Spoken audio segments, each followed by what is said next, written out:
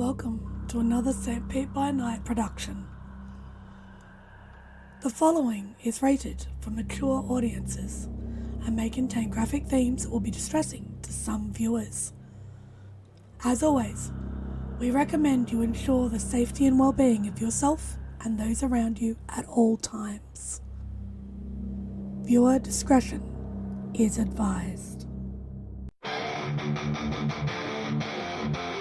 In the heart of night, we rise from shadows,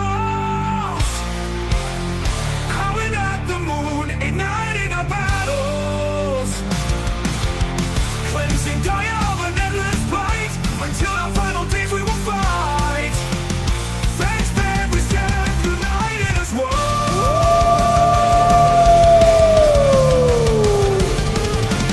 Evil spirits lurking with horror and dread.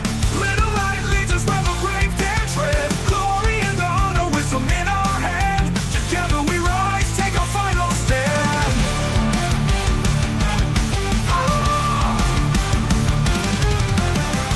Everywhere we run, the wind is at our back. All the warring forces we will track. From the depths of the ocean to the clouds in the sky, vampires tremble as we learn to fight. Rage across Tampa, in this fight we'll stay. Evil spirits lurking with horror and dread. Little light leads us where the brave dare tread. Glory and honor, wisdom in our hand. Together we rise, take our final stand.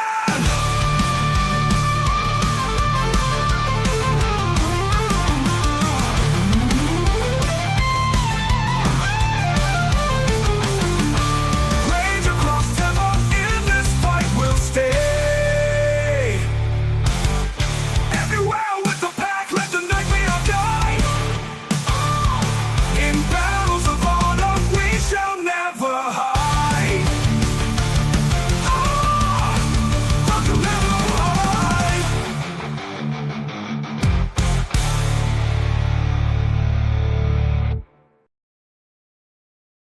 Welcome, everybody, to the St. Pete by Night Entertainment Network. St. Petersburg by Night is an online World of Darkness community based in St. Petersburg, Florida. And aside from a few technical difficulties, it's Tuesday night, so you know what that means. It's time for Rage Across Tampa, our Werewolf the Apocalypse 5th edition chronicle set in the city of Tampa, Florida. My name is Kent, also known as Kent on all social media, and I will be your distressed storyteller / producer tonight, as I hope everything else works smoothly to get through this episode. But that being said, have you signed up to join our Ko-fi yet? Because if you haven't, you absolutely should, so you can see all of the cool behind-the-scenes features that we have as a member, including Rosebud Thorns, including All About That Face, where you get to see the faces of some of the things that you don't normally get to see on screen, like reaction shots and the like from people who aren't on the screen at the time. Plus, you're going to get some sneak peeks into some cool upcoming things, like our new Vampire the Apocalypse show, which will be starting in the next 2 weeks. So you want to keep an eye out for that. But of course, let's get to what we're talking about tonight, Rage Across Tampa, by introducing the players that make this game possible, because trust me, without them, this would be a complete nightmare. So, players, why don't you go ahead and introduce yourselves, if you please. Hi, everybody. I'm Champ, Champagne, part dirt bike, part condor, whatever you want to call me, and I will be playing Aspen Weiss, Philodox of the Silver Fangs. Hi, everybody. I'm Nori, also known as Kokomo, and I will be playing Malicious Jester, the Black Fury Galliard. Hey everyone, my name's Preston. No fun nickname insert here. I play Jason Dreams and Decay Thorn, Theurge of the Bonar. Howdy do, how are all of you? I ate my husband too quickly. My name is Nick. I'll be playing Izzie, aka Entwined Smiles with Claws, the Arun Child of Gaia. Hi guys, I'm Knack. I'll be playing Murphy the Mystery Baby, and I just follow after Aspen, so in game and out of game, I'm like part Pocket Rocket, part Chicklet. And not to be confused, yes, this is a World of Darkness Chronicle, not another show on another channel that you might mistake this for based off of these introductions. Anyway, let's get everybody caught up on where we are. Last week, we saw Aspen meet with Suni to get a little bit of clarification on some questions she had as to Suni's origins and the truth as to what she is. And those questions were at least partially answered for the most part. For Nuisha, while being educators, can also be tricksters and will withhold as much as they feel like in any given moment.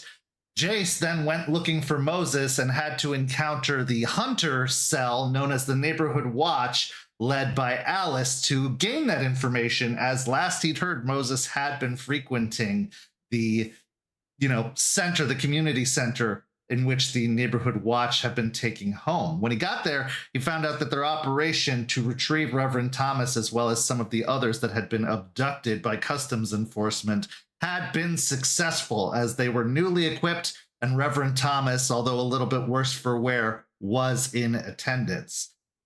Alice was able to give him some useful information as to a possible location for Moses, which was another community center where they had been forwarding previous, attendees of this community center to a place where they could stay overnight, especially with the cold nights that have been hitting the region as of late. Jace headed over there and did, in fact, find Moses and have a very interesting conversation where he learned that Moses doesn't remember anything after 1986 and needs clarification as to what year it is. Whether this is the involvement of the magical forces at work, the possession by Ishu, or just maybe his brain is cracked, there is no true answer to that and will have to be discovered over time. We then saw Murphy go to scout out Ballard, Anderson, and Bateman and was able to get a key card to the building at 100 North Tampa. But before he could go into the building, they were stopped by an individual, a stranger, who seemed to know who they were from the online communities. This stranger's name being Kyle, who said that he had a group of like-minded individuals that Murphy might be interested in meeting, as they all seem to have the same goal of taking down a very high and mighty and powerful force. What's brewing beneath the surface, only longtime viewers of Rage Across Tampa can guess. Then after the break, we saw the pack officially introduced to Isidoro, accompanied by Terrance, as they made their way down from Georgia. And needless to say, it was a splash that Izzy made upon arrival, talking about how he'd heard good things, but only recounting some of the bad things he had heard about the Sept, before immediately getting into it with Charles, who seemed shocked by Izzy's arrival.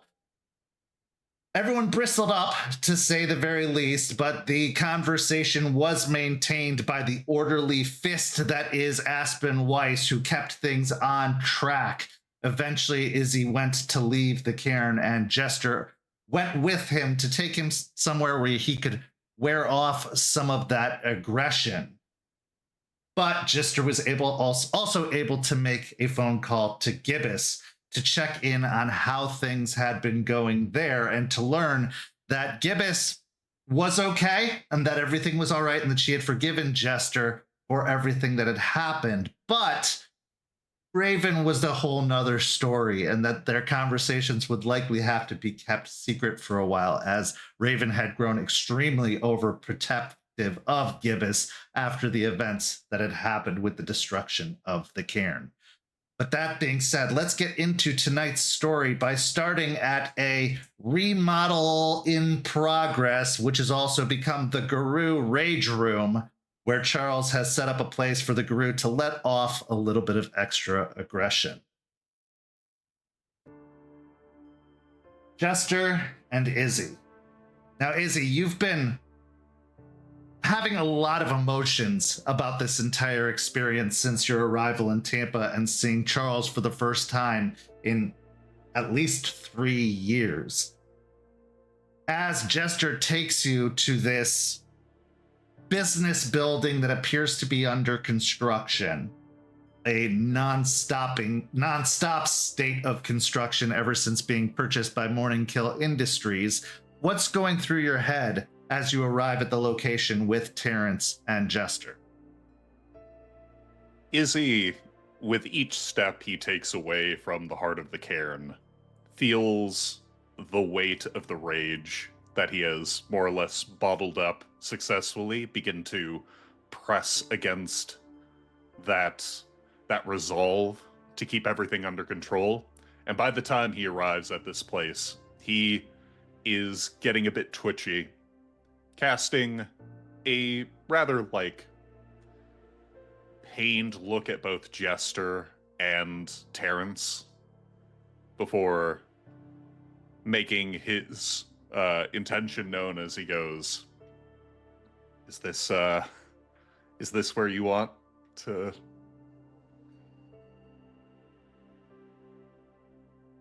I'll once I open the doors and lead us into the actual office space, which is in complete states of disrepair. There are definitely holes in various walls, broken pieces of furniture, and boards and concrete. There's several sledgehammers and baseball bats. I'll just wave my hand, go at it. Try not to throw anything out the window. We don't need the cops called on us. I will say, in addition to the office space, it looks like there actually has been a renovation done since the last time you were here, Jester, where there is now an area that the brick and concrete has been exposed, and you actually see a reinforced iron door that is open that leads to an interior room that seems to be completely cemented and concreted and reinforced in every way possible. A safe room, but safe for everyone outside the room versus whoever would be shoved or forced in there and locked in to let off the aggression that is uncontrollable. So this is a new development since the last time you were here.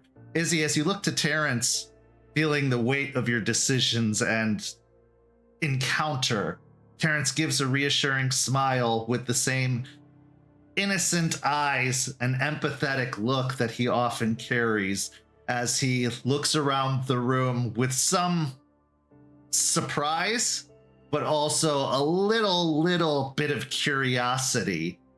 He walks over to a thrift store vase and then just pushes it off of the counter, allowing it to shatter on the floor.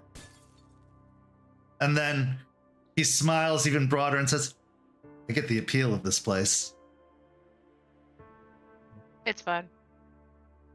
Terrance gets the just deepest laugh as Izzy looks at Jester and just immediately goes into Glabro and punches the safe door. Go ahead and make a rage check. Yep. Keep the rage. Okay, so as you grow in size, becoming almost demi-human in appearance as you grow a few inches taller, your muscles grow fuller, your clothes feel tight on your form. Go ahead and make a strength and brawl check for me. What is my current rage? I would say you're still I would say you'd probably drop down from a 3 to a 2 at this point, feeling a little bit of remorse. I'm gonna just go over to the table that I think we have set aside that usually we put the drinks and stuff on, and kind of just sit on the table, pull out a small little bag of trail mix and just start munching as they go to town.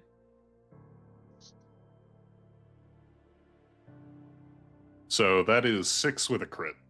Okay, so as you full force throw your weight behind your punch into the heavy iron door, you definitely feel the door dent, but you are surprised at how much resistance this door seems to have. It is very, very thick, almost like a old style vault door to a bank at one point or another. It's very heavy. It's difficult to move for any normal human at the very least, and you can tell that it would probably do the trick if somebody needed to be restrained when they had grown a little bit furrier and angrier.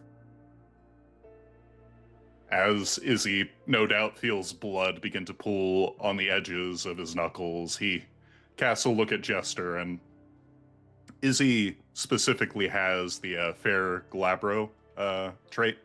So the hair is still there, like that sort of like wolfman look, but the canines aren't as pronounced, the hair isn't as widespread, it's mostly still attached to like the head and the eyebrows, bit of the arm. Not as lanky, more just dense. However, the eyes fade from the sort of like olive green to this gold orange hue as he goes, "Oh, it's real tough. You guys really are thinking ahead. I can just start breaking walls, right?" I'll look at the walls.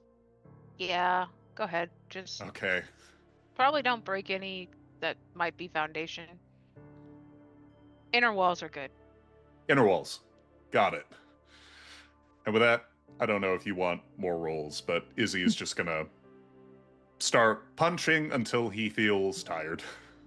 No, you go through the effort of just turning and starting to wail on some of the concrete walls, which have a little less give and maybe crack slightly before deciding to turn towards the dry wall on the exterior of the safe room. That is definitely the more satisfying crunch you're looking for. Give me a stamina and resolve check to see how long you can hold on to this aggression and how long this activity goes on.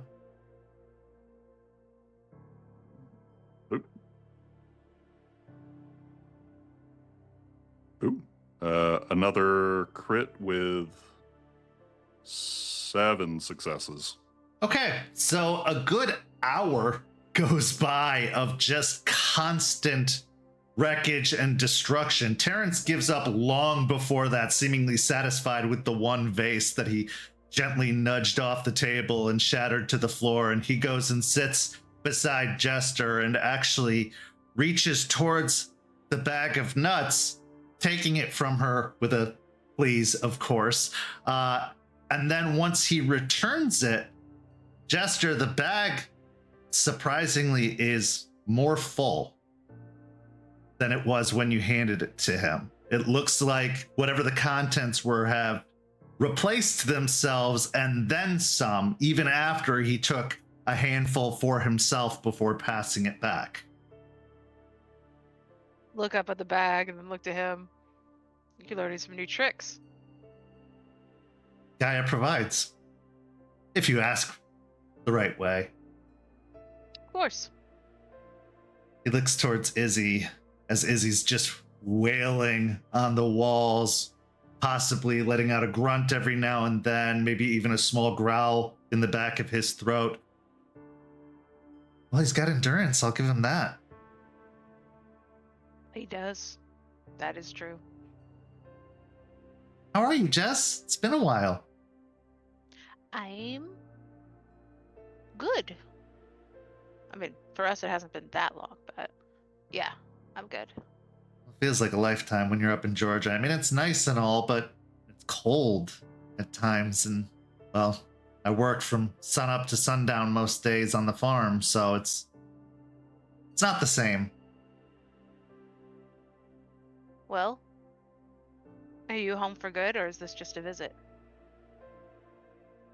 Casts another glance towards Izzy and then back at you and says, I think I'm going to stick around for a little while, at least to make sure that he's settled in and that, you know, whatever this all is dealt with in a non-destructive, productive manner. He's He's in a hurting. lot of pain. I And can tell. that kind of pain lasting for 3 years has to be pretty deep. And pain begets pain, I've learned. So it just makes it worse and worse and worse the longer it goes untended to. He's got a lot of it. And from what I've heard and learned, justifiably so. I wouldn't judge him too harshly. That's all I'm going to say.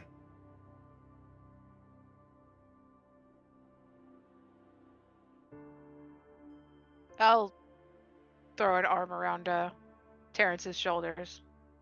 Don't worry about it.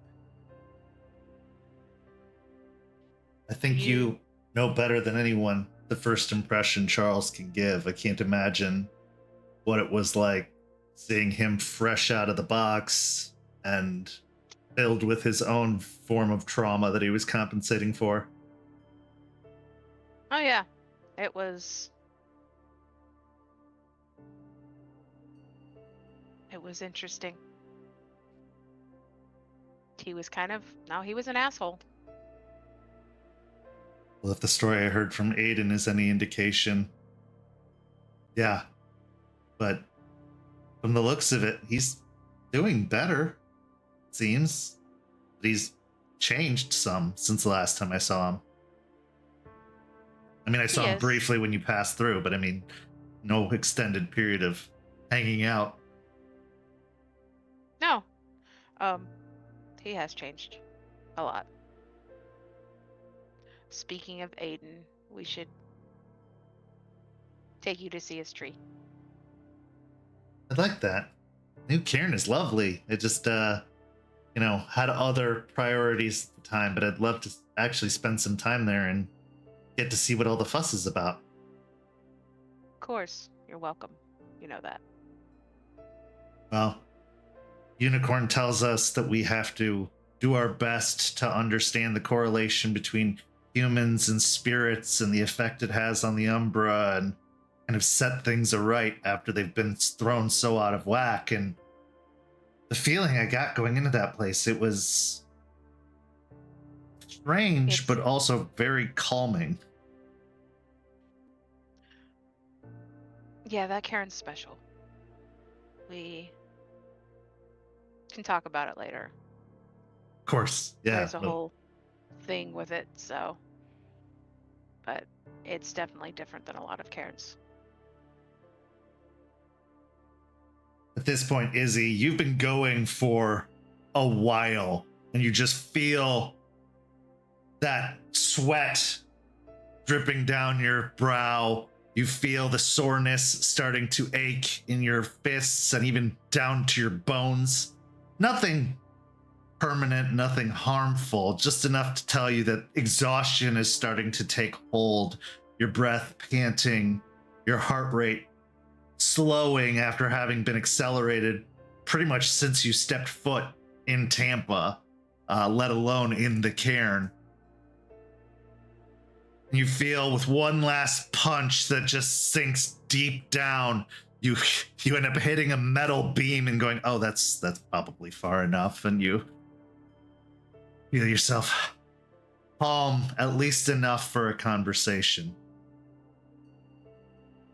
Once I see him panting a bit, I'm going to hop off the table, pull like a little towel, like a hand towel, out of my or wash rag really, out of my bag, and a bottle of water, and walk over and hand them both to him. Then lean against a wall he hasn't destroyed.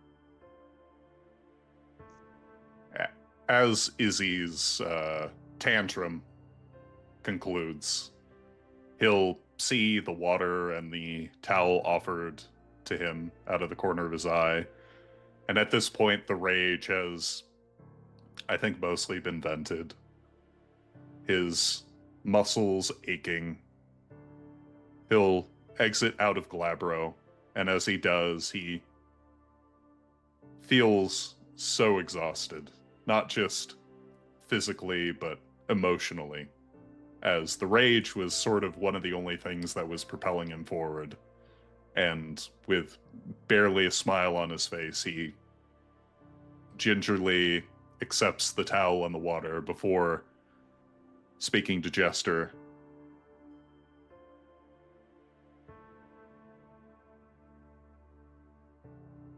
I know I came to start something.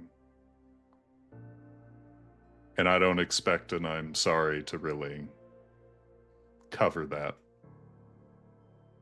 But if it's any consolation, when I said you were on a terrorist watch list, I meant it as something cool.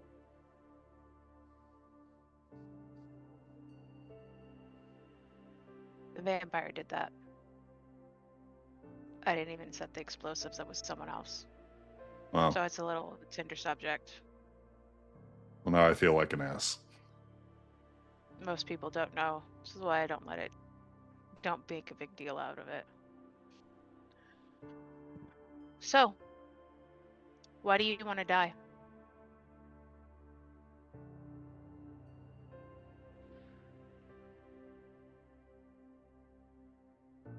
With you being down here in Florida, I don't know how much of the nation's culture you're steeped in. I assume you were trained somewhere else. Colorado. Colorado. Been there a couple times. Would you say, in your training, that you were imparted the tenets of renown? Glory, honor, wisdom, all that. Yeah. Was it iterated to you what happens when you lose those things? Or if you fail to live up to them?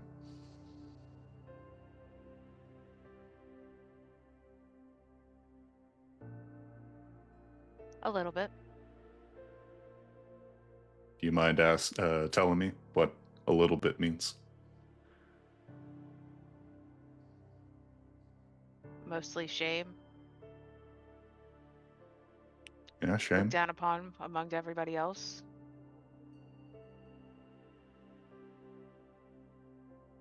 And with shame, what would you say are ways the nation gives to remedy it?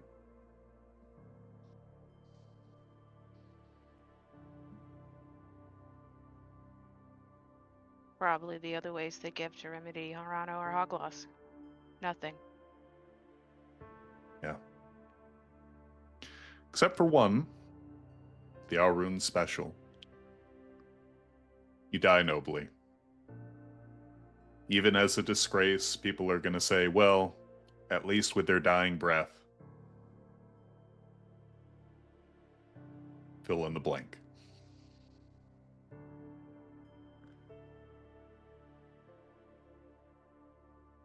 So you feel like you are disgraced.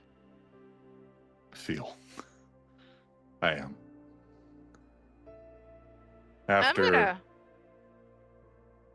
I'm going to actually breathe in, and I will also use,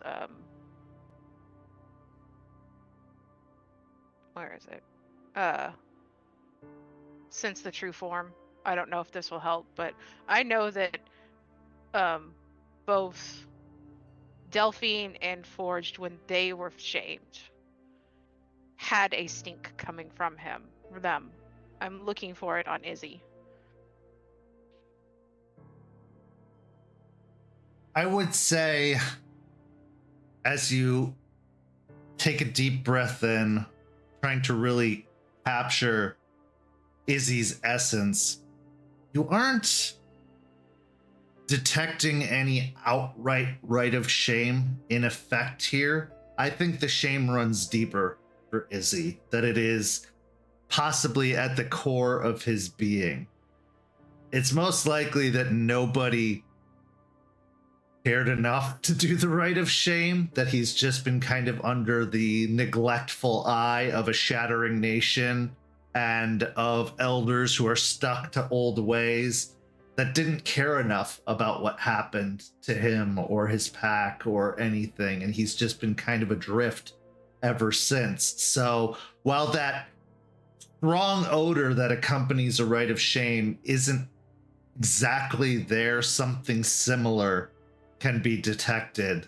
That can only be detected by an empathetic individual who has experienced that a similar kind of trauma in their life. I'll kneel down to where I'm kind of just kneeling next to him. You know, I don't smell shame on you. Not any that the actual spirits would have given you.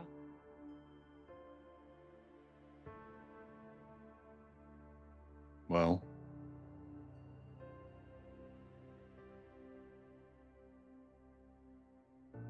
I wish I could say that makes me feel better. I didn't think it would. It usually doesn't when we feel responsible for mistakes that have happened, whether or not we were responsible for them or not.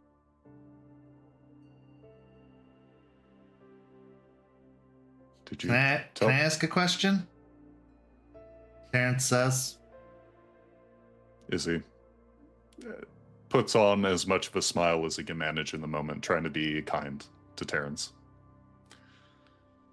Who was going to tell that story, Isidoro?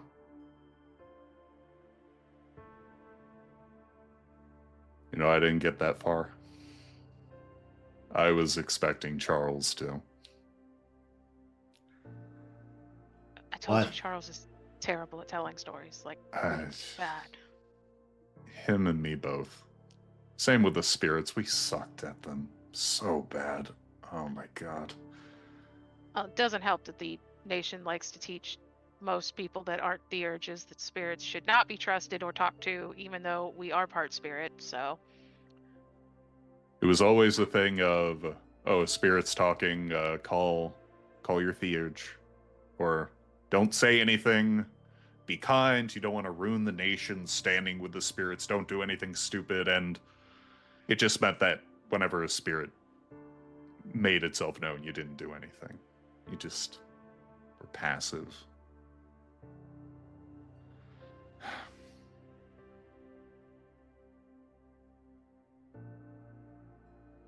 I don't know. Jester. How long have you known Charles? Over a year now. Year? A little bit over. Probably about a year and a half, I think. I think that's when he first showed up. This perfect suit and well-shined shoes. Completely stone mask. Tended hair. Almost a statue. Mm-hmm.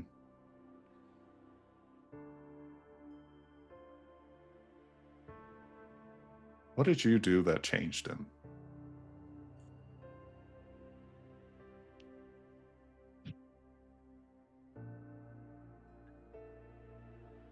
I don't know when it started. Didn't really talk to me much when he first showed up. Mostly was there for Aspen. I called him her butler once. That annoyed the shit out of him. It was funny. So what'd he do? Got really well. Okay, so first of all, you have to understand this is like the first actual conversation we had, and I took him to our old cairn where there was this spirit of a tree that we had. Anyway, I had him laying mulch and helping me pretty much just lay special mulch around it because I wanted to see if the Arun was capable of helping create something and not just destroying it. You managed to get Charles to do gardening? How the fuck? I kind of pushed the bag and made him carry it over to the tree, and then we talked. What did he say? I believe he came in with,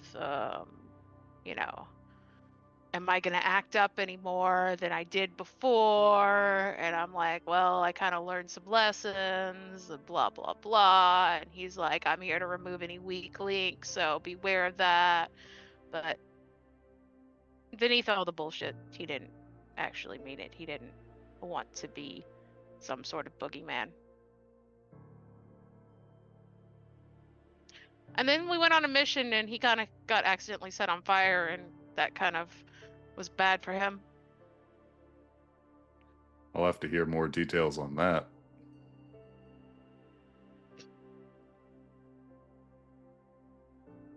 Okay, look, there was this program that we found that could destroy the blood that was, well, it was actually most of the blood in the blood bank we were hitting, because that was a place where vampires were using to get their blood. Okay. And we found this program that would pretty much, you know, was like a last ditch, or, you know, last effort, like, gotta get rid of it all. We did not know it would set fire to the entire room, and Charles happened to be in the room. We put him out, and he was okay. I take it you didn't have, like, someone more proficient with explosives? It was a computer, like, it was just, no, it was built in the actual room. There weren't explosives that we saw. It was Okay. like, yeah. Okay, then I have no idea. Normally, Charles is sort of good about that stuff. I mean, guns and bombs, No, this was like, it looked like there were possibly flamethrowers built in the walls or something. It was crazy. What the fuck? And for the first time, Izzy's light returns to his eyes as he's reveling in this sort of like action story. So you're telling me Charles Albrecht got hit by a flamethrower in a blood bank lab? What the fuck are the leeches cooking? It's Tampa, man. This place is crazy. I should have come down here. Why did no one say this? They just said it's lost and boring. Of course they do. Tampa was always a lost cause to them, but those of us that came here, well, we were called. We knew somebody or something felt that it still had hope. As for Charles, well, he was oddly kept being there in some of the worst times of my life.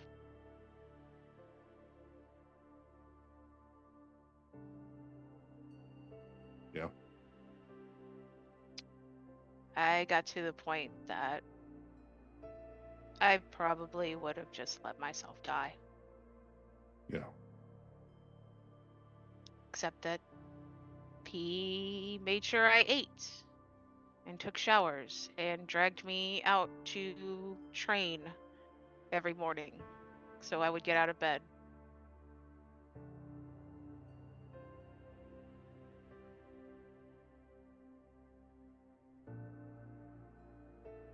Did he ever say anything about the Piercing Moonrise pack? No, he didn't really talk about any of his previous packs. It's hard to get him to talk about things from his past. Yeah. Yeah.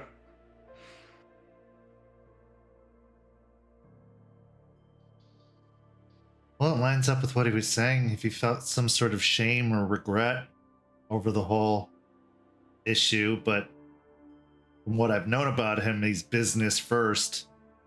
So he's going to stay on target of whatever he's working on, but I don't know. I don't know him as well as you do, Jester. Charles went through a lot in his childhood, and the people that raised him made him believe that showing emotions or even having emotions, feeling them, was a weakness. So, He told you about that? yeah.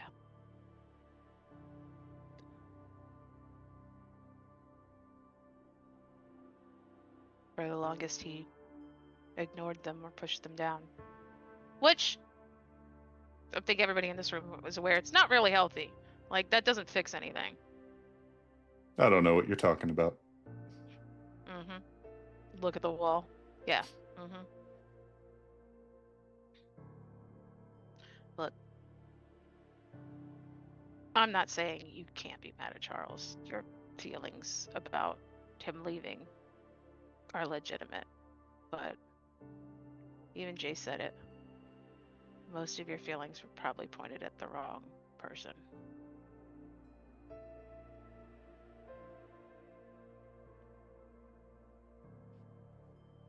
Want to hear a story?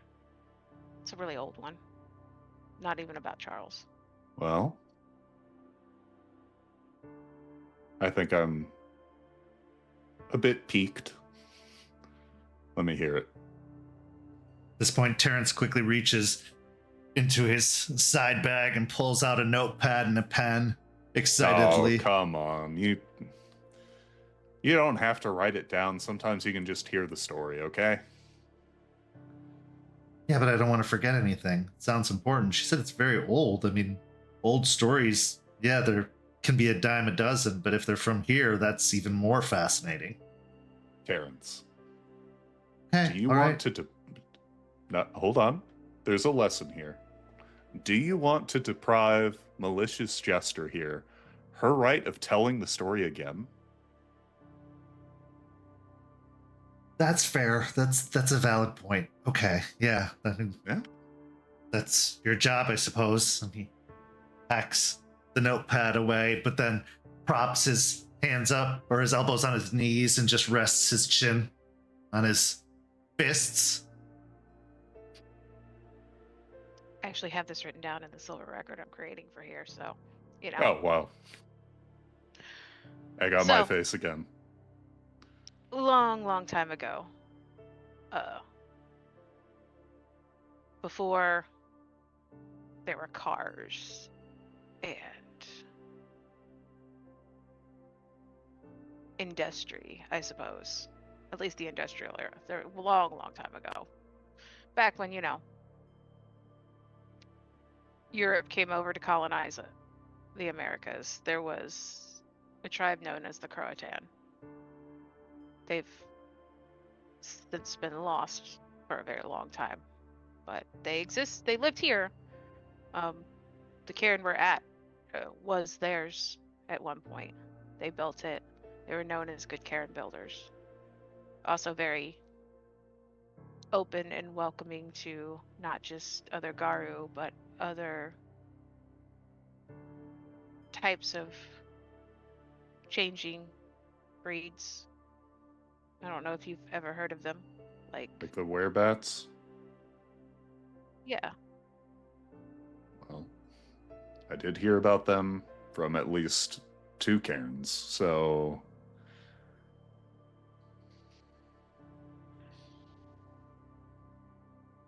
There was a rune known as Stoneshell. Stoneshell was a bit like his name. He was the shield of his pack, there to stand and protect them. One time they came across a group of colonists that had been changed into or possessed by what they called spirits of the flesh. We called them Fomori for the most part. And the fight got brutal. And one of the Fomori managed to decapitate Stoneshell. And all would have probably been lost if it had not been the quick thinking of his packs.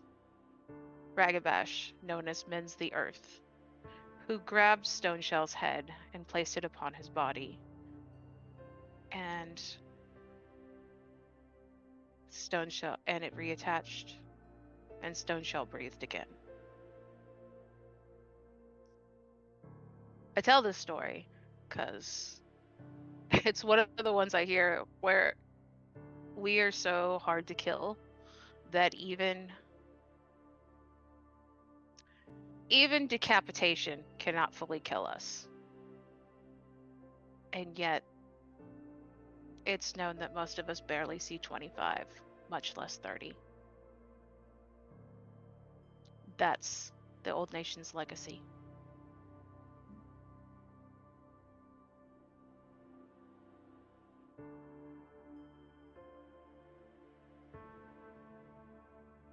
Okay. Well, Sounds like you experienced firsthand the neglect and the ideas that we're just, some of them think that we're just soldiers to be thrown away and thrown at the enemy. Doesn't matter if we live or die, we're just tools. Most of us down here want to change that. So when I ask, why do you want to die? It's because I'd rather not see you die.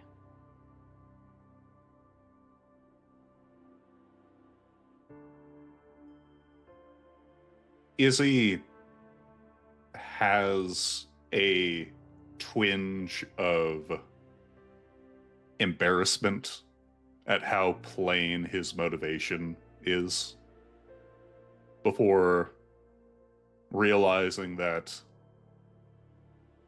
there is maybe a reason why he wasn't able to reach Charles.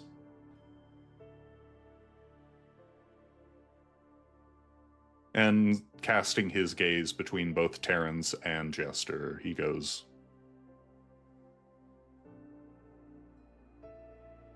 "So what? You're going to overthrow the nation, or are we going to do as Children of Gaia do, which is appease and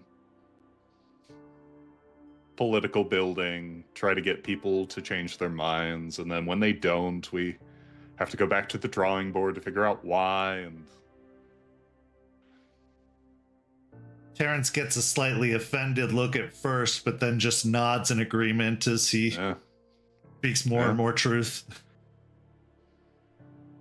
Well, I'm not a child of Gaia.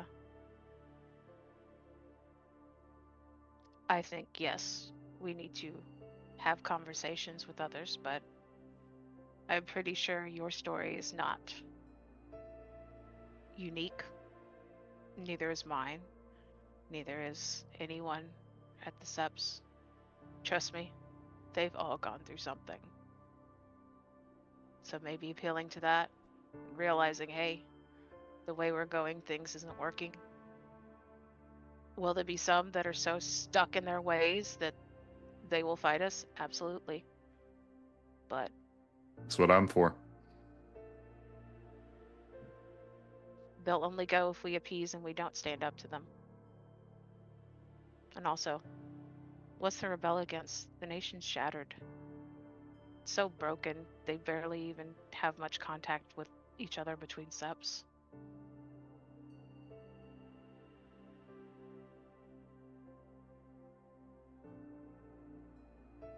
We want something different, and we're trying for something different, and we're still figuring out what that is and how to go about it. Because, at least for me, what else is there?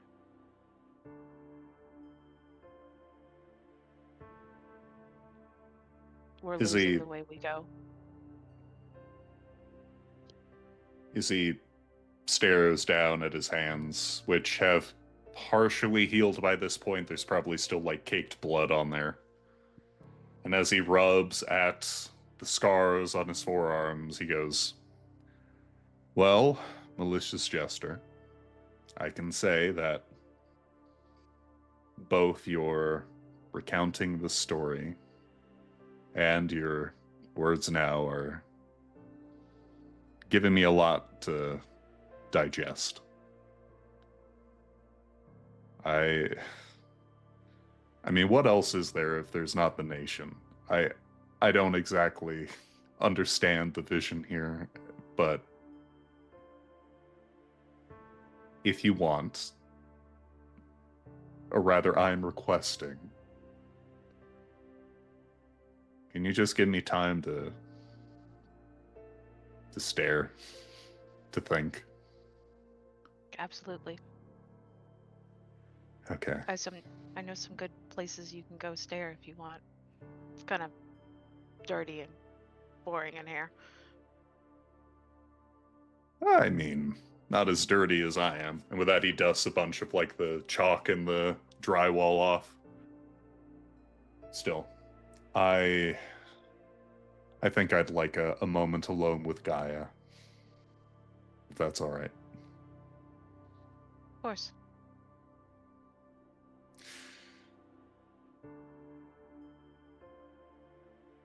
Did we put back people, like, weeks of work here?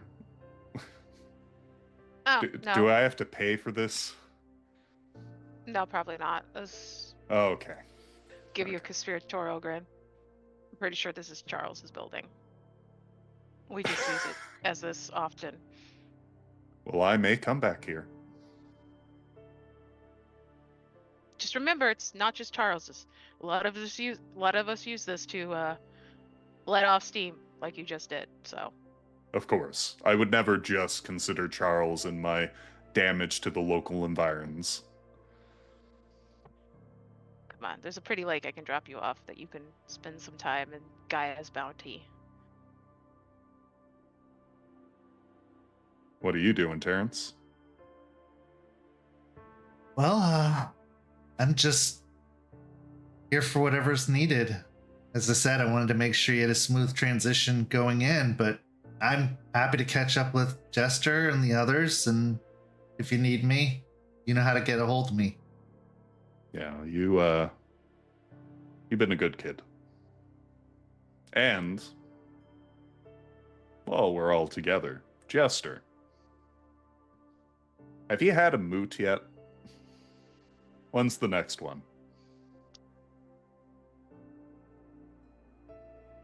We had one a while back.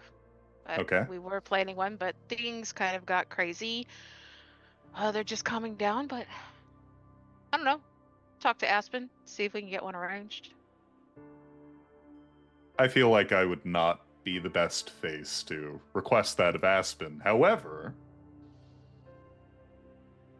Terrance, Yeah. maybe like a homecoming gift. Hey, can you make a little moot Well, now that everyone's together? I'm about to have my 2-year anniversary of being a Garou in April, so maybe I can just ask that for a, I don't know, survival gift, birthday present. I'm not exactly sure. First change anniversary, change-iversary gift, maybe. Mm-hmm. Mm-hmm. But yeah, I think that'd be nice. I think it would be nice for you too. I like change-iversary. It's a nice word. All right. I'll talk to Aspen. So as you all leave the building, the ruin left behind by choice, by purpose, by intent, you begin the journey to drop Isidoro off. I'm guessing at Lettuce Lake, if I had to guess. But as you leave, what's going through both of your minds after this interaction, this opportunity to unleash your rage in a safe and controlled environment? Izzy, we'll start with you and then we'll go to Jester. As he bids farewell to Terrance and then eventually to Jester, he stares out across this lake. The February air, no doubt fuming with just the faintest trace of humidity. As he sits down, feeling a sense of calm for the first time in quite a while. And then, like a dam breaking, he recalls backwards the events leading to this, where he emptied his rage, he begged Charles to kill him, the interaction with the Sept, the long travels, the death of his packmates, the loss of the pack, and then he just curls over and cries, alone. Jester, this is the first official conversation you've had one-on-one with Isidoro. He asked some very interesting questions, some very probing questions about Charles. What's going through your mind as you've now left him and you and Terrance are headed out to grab some food?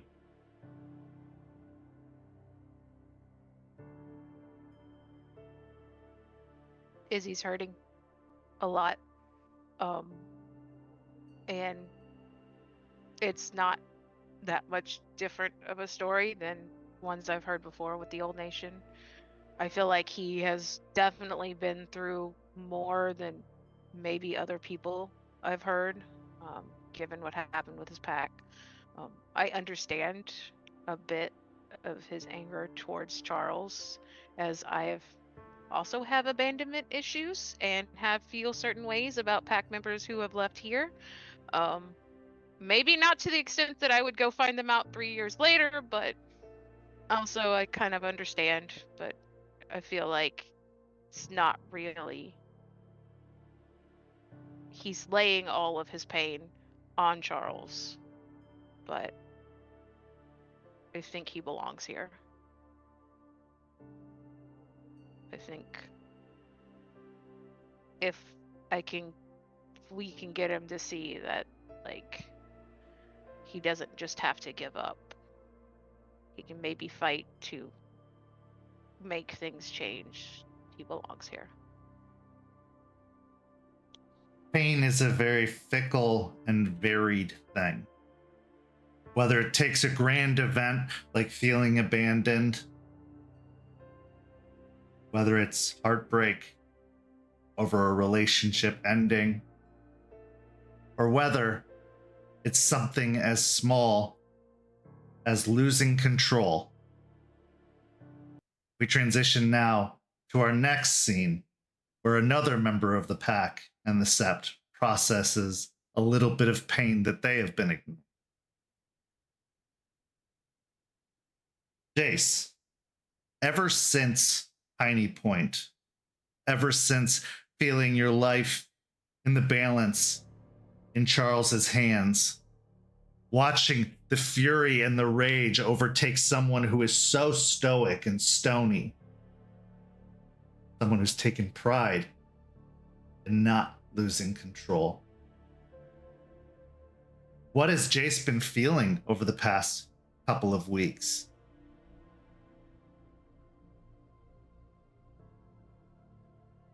Confusion, for one. Pain, anger, sorrow. The person that he held at such a high esteem, that said that they had all this control, lost it, and then took it out on him.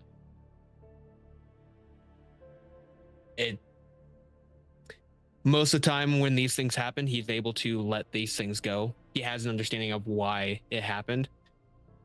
But the weeks that have gone by, it's almost been brewing and just getting to a point where it's starting to boil over.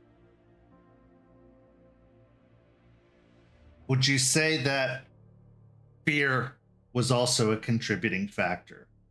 As you've been in dangerous situations, but never have you been at the mercy of someone so powerful, someone so undeniable. Well, this frustration and anger and fear has taken you to the gun range, a place that you have found yourself practicing more and more, especially over these last 2 weeks. Because if an incident like that were to occur, you were not going to be caught off guard. You were not going to be caught unprepared. So as you look at the targets in the empty facility, go ahead and roll me a composure and firearms. However, I'd like that to be at a -2, as you are still reliving all of this anger and pain and fear that it makes concentration even more difficult. Rage. I'd say you're at a rage 2, a steady rage 2, especially after this encounter with this new guy who came in and everything that's happened.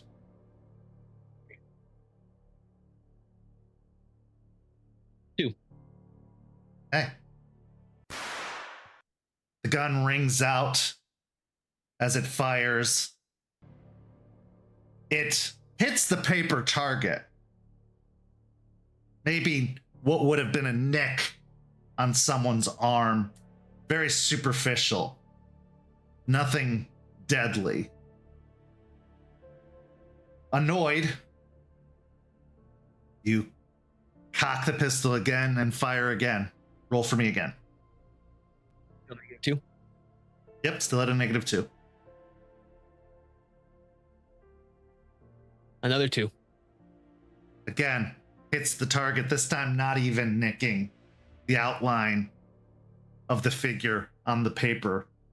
Roll me a composure and resolve check, as this is 2 shots you've missed, and usually you're much better than this, at least lately.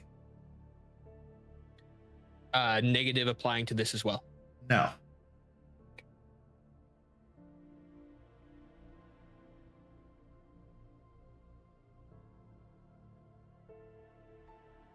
One. At this point, the frustration overcomes that you just go wild, emptying the clip, shot after shot.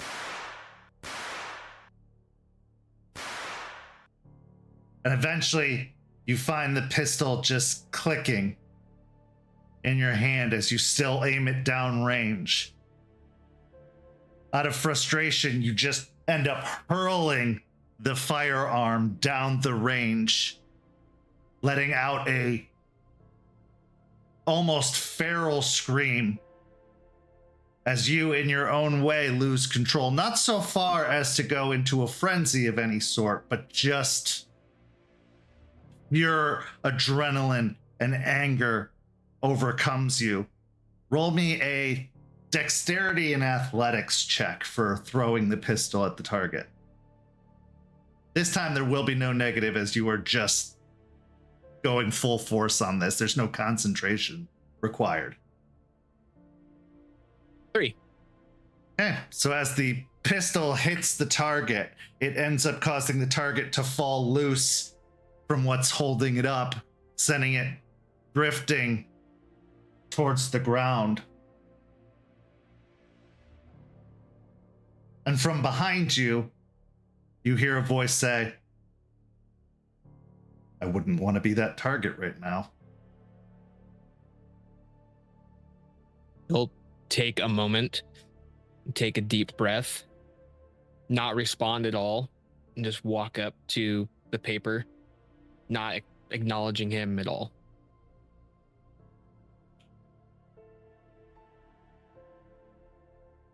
Jason, I know that you are angry with me. And there was a time where I wouldn't have cared. In fact, I probably would have, in some small way, delighted in your anger. But if there's one thing I've learned over the year of being here, and especially in the last few days, I don't want you to be angry with me. I don't want to let 3 years go by, letting a wound go untended, especially from someone who I've come to respect and care for. So, I present myself to you for all of your ire, for all of your frustration. Here I am. I'm not walking away. I'm not being transferred elsewhere. I'm not going to let this lie. Not anymore. Because the last thing I need, the last thing any of us needs, is resentment amongst our pack. Jason, I'm sorry. I truly am. I've never found myself feeling as vulnerable as I did in that moment. Feeling helpless is not a common occurrence for me. But that doesn't excuse what happened. I just hope it gives a hint of explanation. But whatever you have to say it. Don't let it stay unsaid. He'll walk up to the target and slowly lean down, pick it up, reattach it, walk over to his pistol, check it real quick. Is it broken at all? Anything? No, it's completely undamaged. He'll then put it into the holster that Charles gave him, and upon touching and feeling it, he'll, for a moment, have that sense of feeling prior to Piney Point. But then when he looks back up to meet his eye line, all the feelings rush back as he slowly walks up to him. So, you already mentioned that you were sorry in that moment, and you feel vulnerable. Try having someone in your position attack you that's like me, and then you're against a wall in a terrifying place. There's a giant Garou. He's walking up a little bit faster, covered in blood and ichor from all walks of life. Previous to that, you saw them biting down into something that you hadn't seen ever in your life. And snarling in your face after they have thrashed you up against a wall. And the only thing that brings them out as he gets up closer to him is a voice of someone that was nearly dead. I ask you, Charles, who's going to protect us from you if this happens again? If Jester's not there and you lose control, what then? He'll push him in the chest a little bit. Who's going to protect us from you?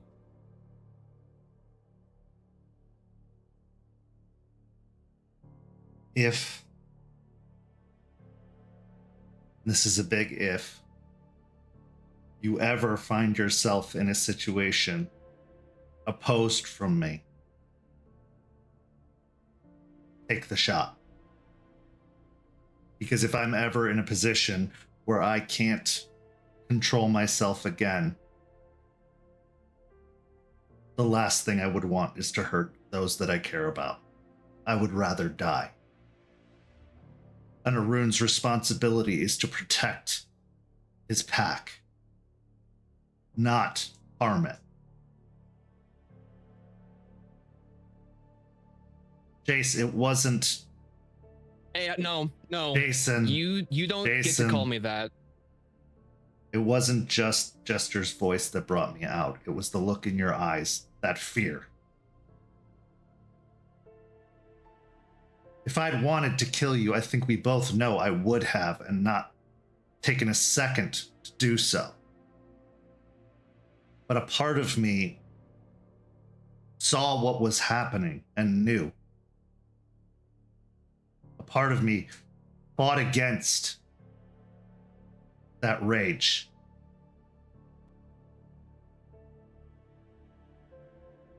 As I said, you have every reason to be angry with me. You have every reason not to trust me in having your best interests. But I assure you, no harm will come to you again, whether it be from me or anyone else, if I have the power to say anything about it. I promise you that. It was also guaranteed that you don't lose control. You have walls and thresholds and all of these contingency plans put in place so this doesn't happen. I'd like to believe you. And Charles, I want you to know that that moment that you did say you were sorry, I did forgive you. Because that's who I am. You apologized, I forgive you, but I'm not going to just gloss over this like it didn't fucking happen. Or should you? And the fact that you said that there was a part of you that was still there that knew what was going on, someone with such overall understanding of themselves, someone who talks so highly about all the things they've been through, all the glory and everything that they've acquired, and you were still conscious and you went through all of it and didn't stop until the point where I was nearly dead. No, it was you who brought me out.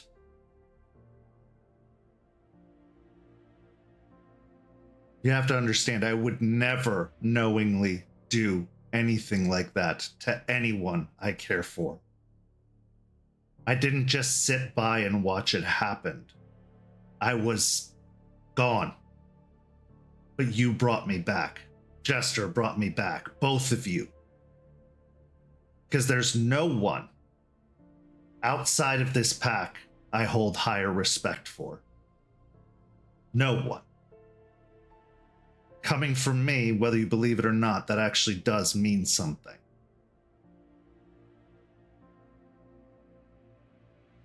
Yeah, your lineage, such a good pedigree. That does mean a lot, talking to someone like me. But man, high esteem from you. That's not what I meant, but yeah. I get your high horse, I understand. I appreciate the acknowledgement. What would you like me to do? What can I do? What's done is done. Unfortunately, we can't fix the past. There's only moving forward. And currently we're stuck in this present where looking at you brings up this feeling of anger. And I don't know, I gotta be careful with what I say here. I can't say what I want to say, because what if you lash out again? It won't happen. Just like that was a first for you, it was a first for me. I've never been bound by vines. I've never encountered a fey creature before. That was a first for all of us. That's not this. I have had Garou yell in my face and judge me. Say what you have to say, all of it. Every word. And if there is even a small part of you that trusts me left, you'll know nothing will happen to you. Because this isn't Jester dying on the floor with unknown plants growing out of her while I'm bound and restrained in a way I've never been bound before. This is you and me. Nothing between us. Nothing threatening us.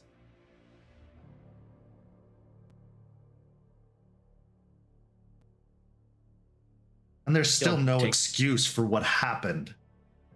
But I need you to know it was a first for me also. Something I could never have planned for or expected. And that bothers me.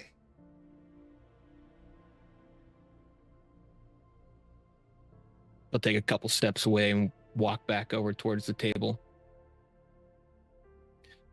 One of the things I was told when I was first became Garou, as he taking apart the pistol and starting to clean it. The rage is one of our greatest weapons, but we need to keep it under control. Because once that door's been opened and it gets that taste, it's hard to keep that door shut. And he'll look back over to him. And then he'll look back to his gun. I take pride in the fact that you have been training me. The fact that Charles Albrecht took time out of his busy schedule to help me actually survive this place. Give me a sense of a feeling similar that I had. The last person that I held in such esteem also almost killed me. He'll look back over to him. Two people that I would consider, that I would call brother, beat me within a half a heartbeat of existence. It's a hard pill to swallow. That first person, I can never trust again. You, unfortunately, I have to put some form of trust in because of the world we live in.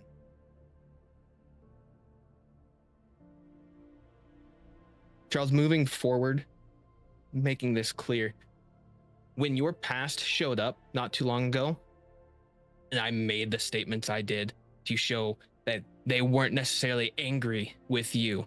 Now, they have good reason to be, but when I brought to the overall light that they're mad more at the nation, I didn't do it for you. I did it for the pack and the sept, and I would do it for anyone. But that was not for you. The bond that was there, consider the bridge burnt at this point. If you need aid from me as far as pack and sept business, as Garou, absolutely. Any personal matters moving forward, talk to someone else.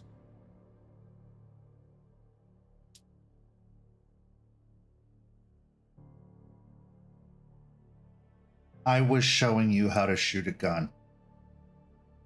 You were training me. That caring didn't have to be a bad thing. That investing didn't have to be a bad thing.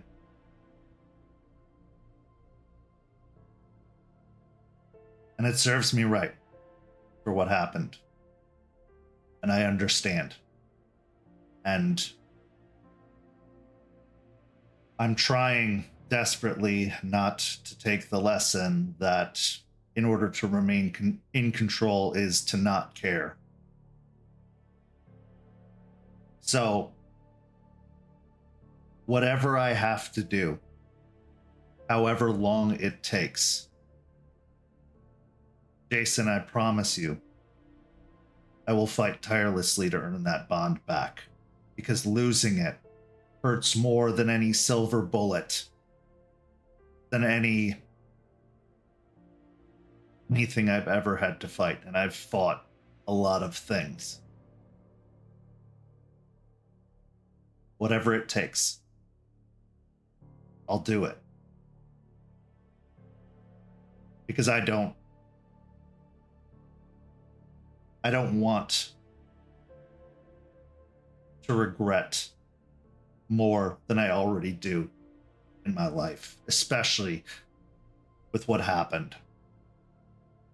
I don't want to regret not taking the chance to do something about it.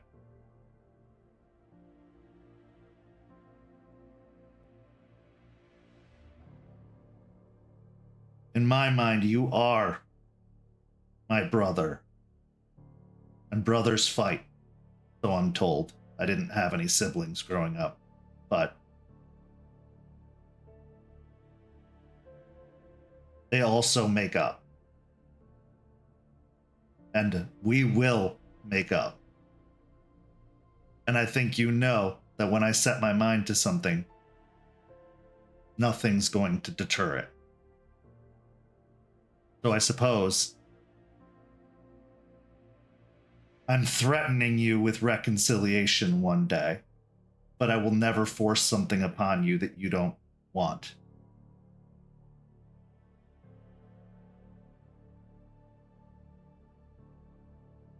At this moment, he's put the pistol back together. He'll put his hand on the table.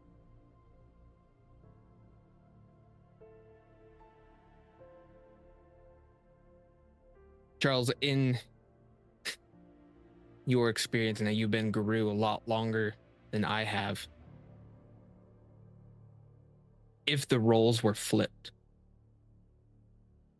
if I were an Arun, Bonar, and you, the Theurge of the Silver Fangs, and what happened, and I attacked you. Wouldn't your tribe seek out overall retribution for what happened? A Bonar attacking a Silver Fang to the point of near death. Once upon a time, I would have said yes. But I am not my tribe. Not anymore. I am this pack. I am this sept. I am this mission. This new nation. I gave up everything that it was to be Charles Albrecht, Silver Fang, heir. When I took the leap and bound myself to this place. There is no falcon to fly me to the world beyond, and I don't even care for spirits, so I probably wouldn't go if they did. But what I do care for is someone that does care for spirits. Is someone who understands them and can contemplate them in ways I never can.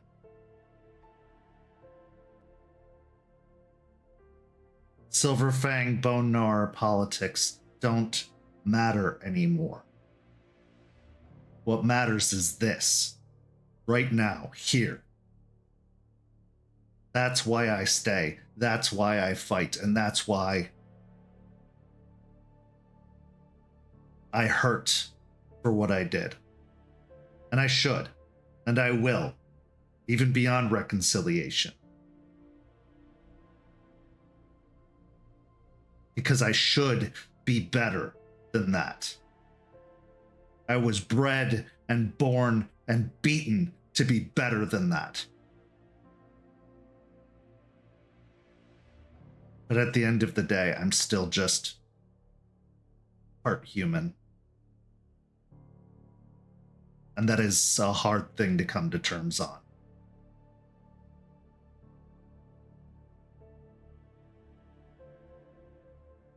You didn't deserve it.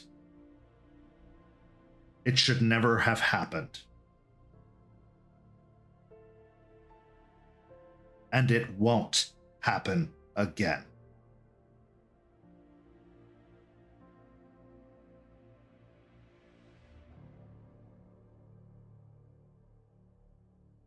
You told me once that you take your oaths very seriously.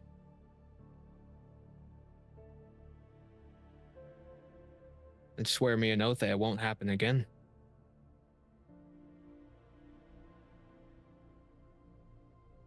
Charles, without thinking, reaches into one of his pants pockets and pulls out the key to his car. He then takes the key and jams it into the top of his own hand, causing blood to start to run down his hand. By the last tenet of the litany, I swear this oath. I will never bring harm, if it is within my power, to anyone of this sept, of this tribe, of this nation, ever again.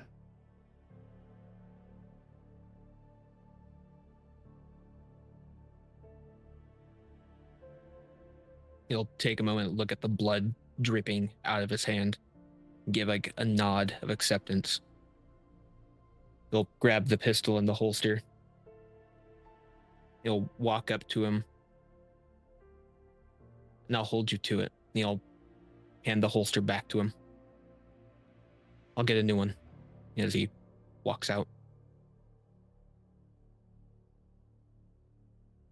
As you leave, turning to your motorcycle, the pistol strangely loose now, having to be shoved in a pocket or tucked in the belt.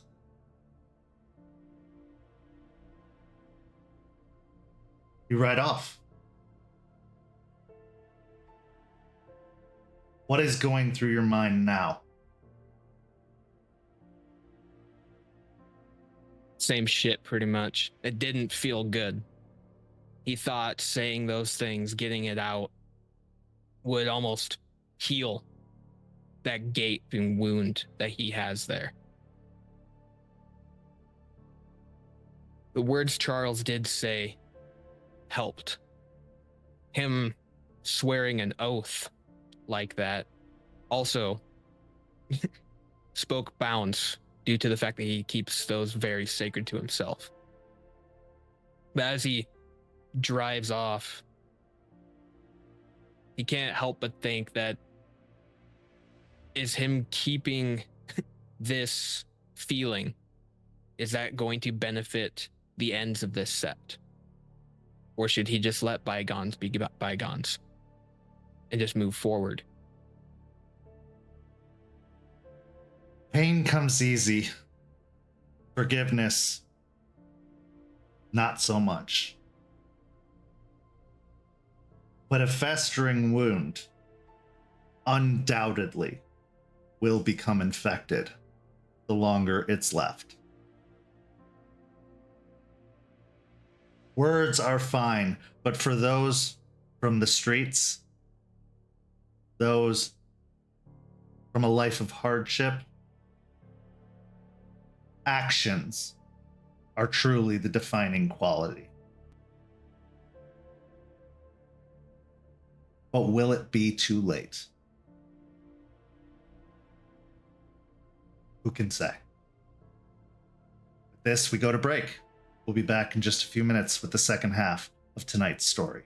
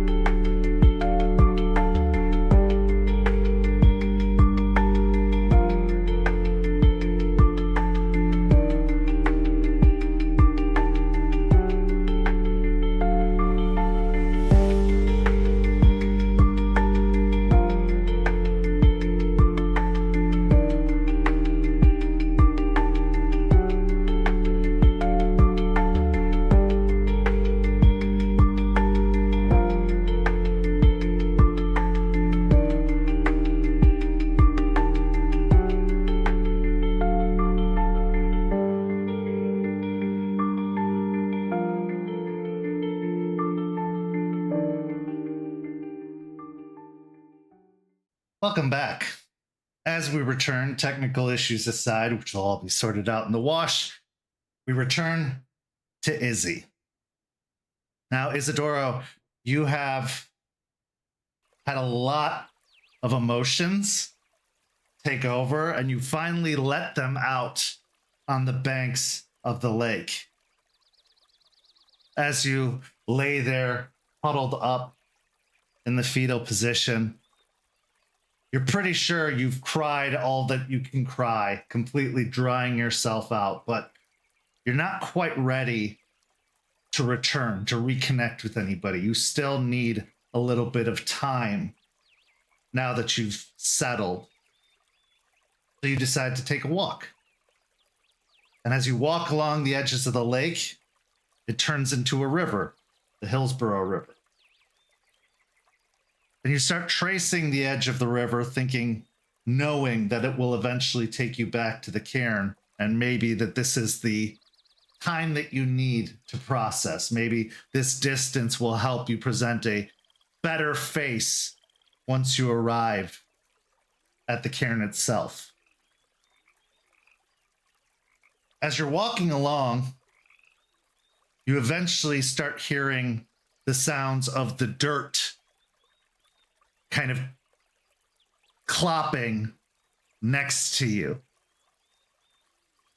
And as you draw nearer and nearer to that place of spiritual power, your eyes glance over to see a massive horse with a sparkling and colorful mane dangling down, and a long protruding horn perfectly spiraled and coiled out of its forehead as it clops along next to you wordlessly.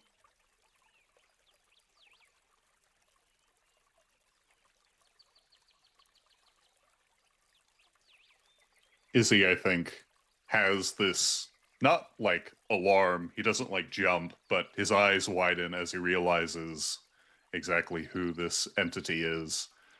And he'll continue his pace before, still grappling with his own shame, glances away and towards the river to spy his reflection in the flowing stream, and asking a very simple question. So, how long has it been?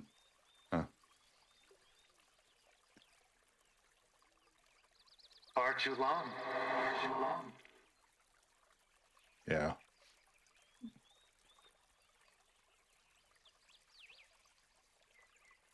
But I understand. Even amongst my children, there are those who still can't quite grasp what it is we do.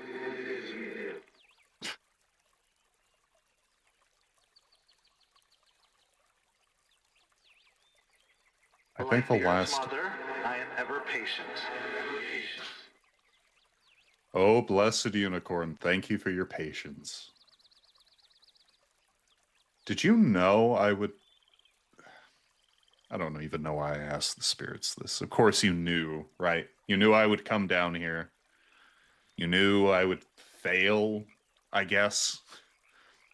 You knew I would find Terrance, probably. And now I hear there's even more children of Gaia running around. I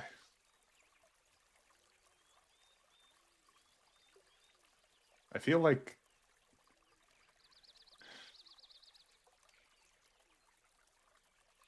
I feel like you're always just taunting me. Why? Why do you do that? Well, that's where you're wrong. And I didn't know what you would do. I could guess. I could estimate.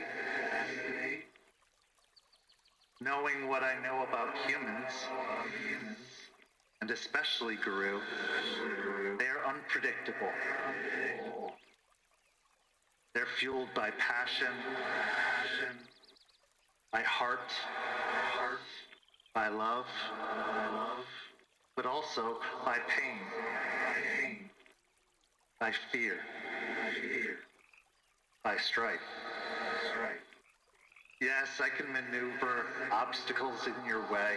Yes, I can send others to try and help you. But in the end, it always comes down to you. It comes down to the moment of choice. Boy, did you make a choice. But it could have been worse. You're not wrong. Many of my children are flocking to this area.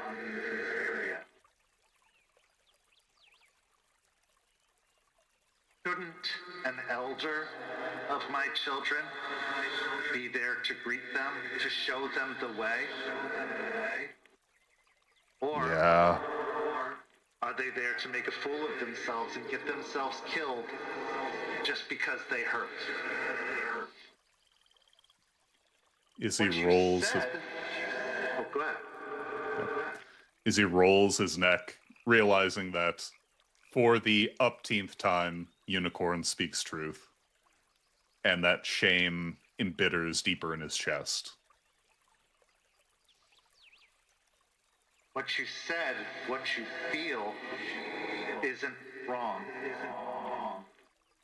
You were hurt. You were hurt because you found kinship, you found caring, you found brotherhood. Losing that hurts and would hurt anyone. It's what you do with that hurt that defines the type of Garou you are, the type of person you are. I don't fault you for what you did. I don't fault you for what you were going to do.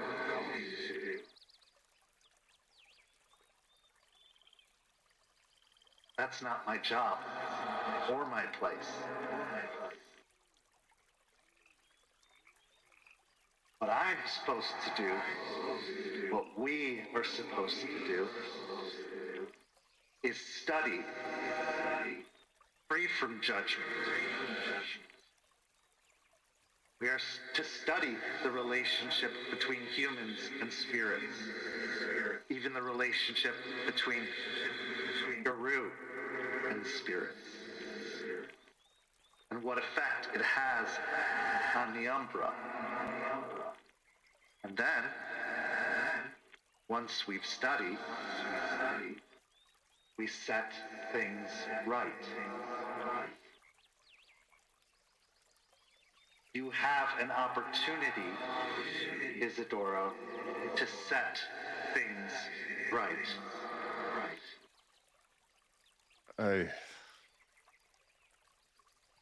I don't know what to do, though. Like, all this time, I thought I was acting as the nation dictates. And then I come down here, and in the span of 2 weeks, I get told about the Sept, the Cairn, the people here. And I'm ready to hurt them to get what I want. And then they help me, which I feel like a failure.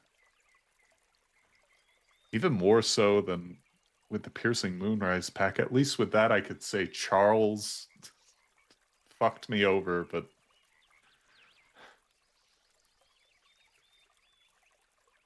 and Terrance, and then Jester, even Aspen and Jason. When they spoke, I knew they were right, but I didn't want them to be. I didn't want to heal like that. I wanted to do as the way that Arun are supposed to heal, which is they kill things and then they.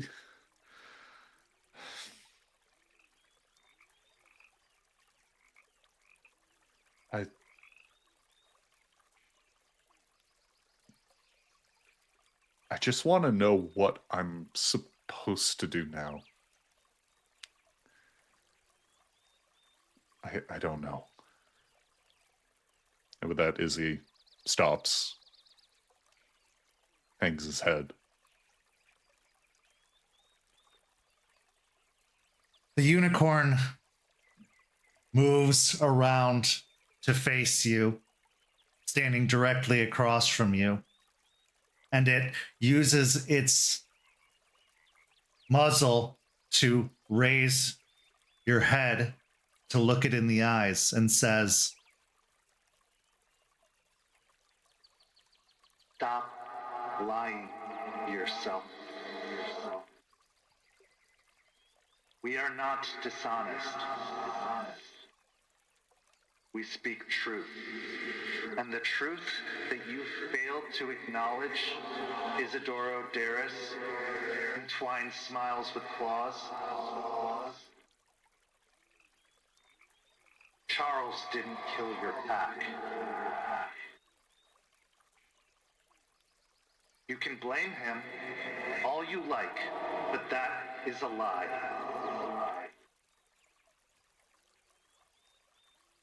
He left and it hurt. He left and it made you weaker.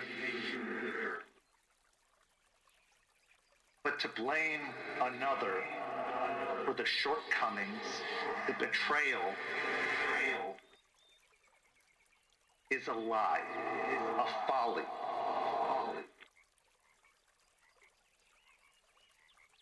That's what you need to do next. To come to terms with letting go of that lie and acknowledge the truth. You were betrayed. Betrayed by one of your very own. And it destroyed your pack. And there's nothing to say that had Charles been there, it would have gone any different.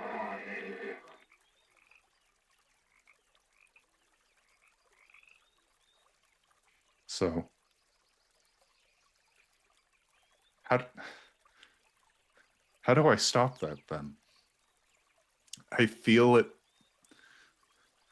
I feel that frustration just gnawed in my chest. And every time I think about Charles, I can't untwine it. It's as deep as rage, it feels like. And without the pack or anyone else, I feel like I don't have any connections anymore. It's myself. And I don't know if I'm strong enough to do it by myself. You're not by yourself. First, look where we are. Look right in front of you. And second, Terrance isn't a speed bump. He isn't a barricade. He's a chance. An opportunity to find connection. And the other two? They are also that chance.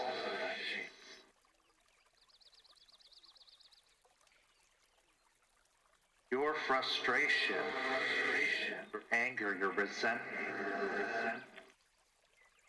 it is a shield against fear and grief. Another lie, Isidoro Darris.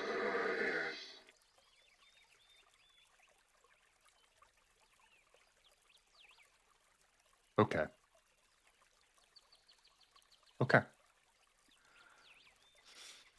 First, I talk. And I listen. And then we'll see what happens, I guess. I'm Unicorn, I'm tired of feeling this way. That is because you refuse to feel the true feelings beneath it all.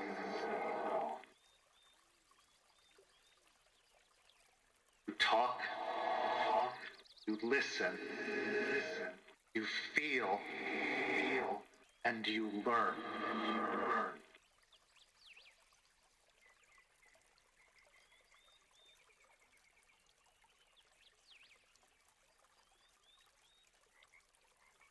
Well, I think I at least know what I have to do in the immediate, even if your lessons are always something that feel so far out of my reach. Nothing is out of your reach if you're truly reaching for it.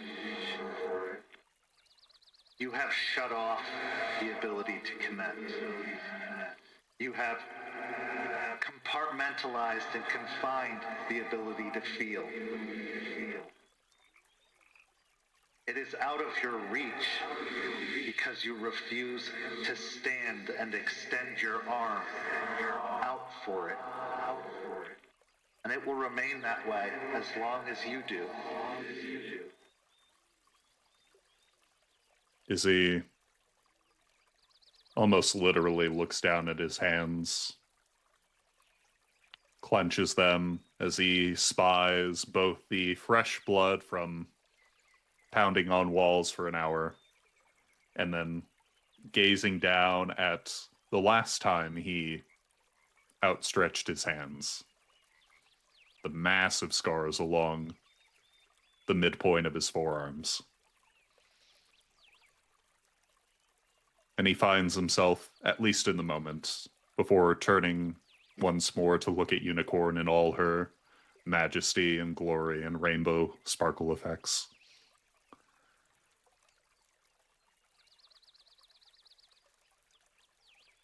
Okay. For the upteenth time, I'll at least try. And worst case scenario, they tell me to leave, right? They won't. That's not what they do here.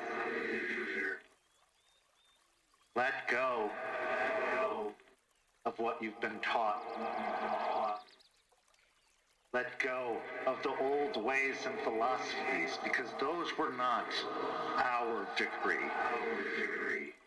Those were the interpretations and manifestations of Garou with delusions of grandeur and need for control. What am I, Charles now? Yes. Oh, fuck. Okay. He slaps his face. Okay. Unicorn. I don't remember all the words I'm supposed to say, and I don't have a gift for you, but I promise the next time we meet, I'll have something nice. Twine smiles with claws. You are the gift. So Thank you. make it a good one and not an empty box. Okay. I'll try. And Cool Ranch Doritos are never too far out of sight either. The chips. Why can't you like barbecue?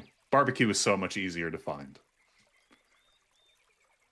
I think you'll find the ingredients in some barbecues in some countries are offensive to me. I profess only to supplicate myself to the taste of the spirits. I will accept your wisdom, O great unicorn. You are one of Gaia's children.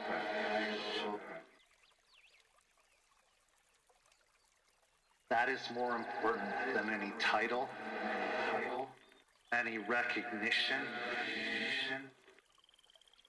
any renown the Garou can give you. She chose you. And the only one you harm in this process is yourself. So stop. Stop harming yourself. Stop getting in your own way. Stop lying.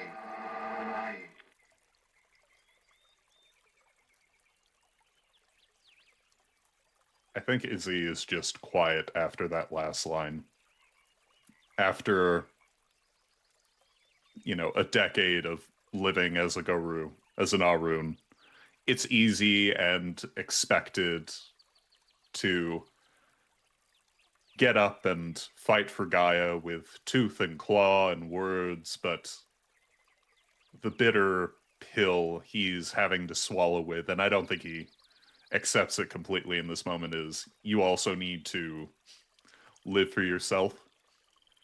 And I don't think he quite has that impulse yet. Yet, perhaps in the depths of his heart, there is the tiniest seed that will direct him to reach out and build that character. As you look up towards Unicorn once more, all you see is the path you walk, the trees.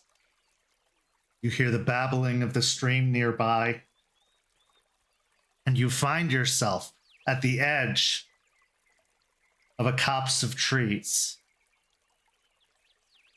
The same edge, or a similar one, that you ventured to just a day earlier. The entrance to the cairn.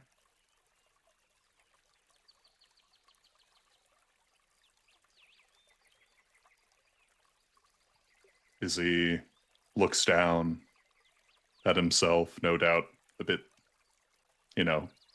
tousled after spending a day just wandering through the wilderness, and he'll try to dust himself off, puff out his chest, crack his back, and go, okay, let's go. And with that, he walks into the cairn. And as Izzy's journey begins towards true healing and redemption, so too does another journey begin. But the directions are many, and most of them aren't good. We transition now to our final scene of tonight's story.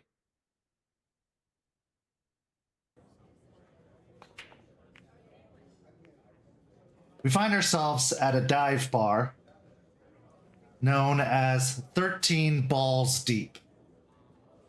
Now, the original intention of this place was to be a sports bar due to its proximity to Raymond James Stadium and George Steinbrenner Field. The original owners had a love for baseball and all things New York Yankees, having migrated their way south as many do in their elder years. But upon the insistence of customers and clientele that thought this was a billiard hall, expected to find pool tables, the owners had to relent and give up their dreams of bats and bases. So a few pool tables have been shoved into the space, a very cramped space already, that often those that play pool will bump up against other players from other tables. And yeah, sometimes it's gotten a little bit rowdy. And over the years since, the original dream for 13 Balls Deep has diminished and decayed, turning into what it is now. A dimly lit facility, lit primarily from the lamps that hang above each of the individual tables, although even that light is a little bit musty, casting pools of shadow into the corners. The backlit bar provides a little bit of illumination for anyone who chooses to sit at it, but there is a definite dinginess, a quality that Murphy McNamara has found appealing. Gives you a place to go unnoticed, a place to hide, a great place for clandestine meetings, a place that Murphy has arranged to meet with Kyle at this particular day. And he's invited Kyle to bring some of his friends, should he so choose. But what he didn't expect was the arrival of the Kinseeker and Sept leader, Aspen Weiss. Once target, now potential salvation. For we are at a crossroads for Murphy McNamara. One ends in fire. One ends in the grave. And the other enters into a whole new world amongst the stars. And this is where our scene begins. Murphy, you've posted up at your favorite spot, allowing you to keep eyes on the door for any arrivals. The crowd is minimal at this time, but enough to provide a soundtrack and some cover for some quiet discussion, but also witnesses. Because as much as it was appealing and exciting that Kyle had a group of revolutionaries he wanted you to meet, you've lived in the age of catfishes and cyber stalkers, online bullies, and people who constantly claim to be something they're not. Tell us what you're thinking and describe what you're doing as you wait for this meeting. Murphy has grown even more nervous to the point where now it's starting to break through. Their casual, calm, collected demeanor, the facade that they had been putting on, has cracks forming in it. Ultimately, I'm aware that I've gotten lucky a few times, and that some of that luck is certainly not random and chance. There are players that know more than I do at the game that I'm playing, and I am a little out of my depth on some of the things that are starting to appear in front of me. So at this point, Murphy has gone even further than they would have in the past, and has not just alerted their friends of where they will be, but set up half an hour text message requirements, group chat requirements of posting to make sure that there's nothing that's gone awry, and made sure that if they do go missing, all of the information that they've gathered is set to send itself off to the rest of the people in their shared community of good-hearted hackers to hopefully do something. As Murphy's resigned themselves to whatever fate will come of this. Too excited to give it up and not willing to let the fear rule them. So in this bar, what that looks like is Murphy is wearing thicker clothes than they normally do and has on a long sleeve shirt underneath a jacket, has on thicker pants and boots that are good enough for running, but also still decent in maybe a fight if that came to be. Though Murphy knows that they're not going to be very capable in it. And they've shrunk into a corner that they're familiar with in this bar, and they're watching closely at everybody who comes and goes to see if Kyle appears, to see if those friends of his appear, and to make sure that they're not caught off guard, carefully watching the exits and very, very nervous to anyone who has the additional insight. Now, Aspen, you've had information come to you from multiple sources that have all pointed in the same way the right has taken your nose. A kin in the city. How long it is from their change? Hard to say. But it's enough that you were able to pick up the scent and track them down. Now, after having spoken to Suni, who keyed you in to this particular individual, and cross-referencing it with Artie, who reported a cybersecurity threat that popped up to the firm and was quickly dismissed, you've been able to put the pieces together about this particular individual. And your curiosity is spiked to the point that you're not going to watch from afar any longer. Now you've seen where they live. You've seen their lifestyle to a certain degree, but you've never approached. You've watched.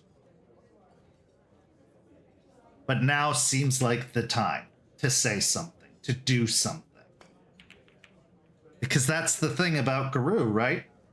Their first change can go a variety of ways, but one thing that's undeniable is it will be violent, and it could be bloody.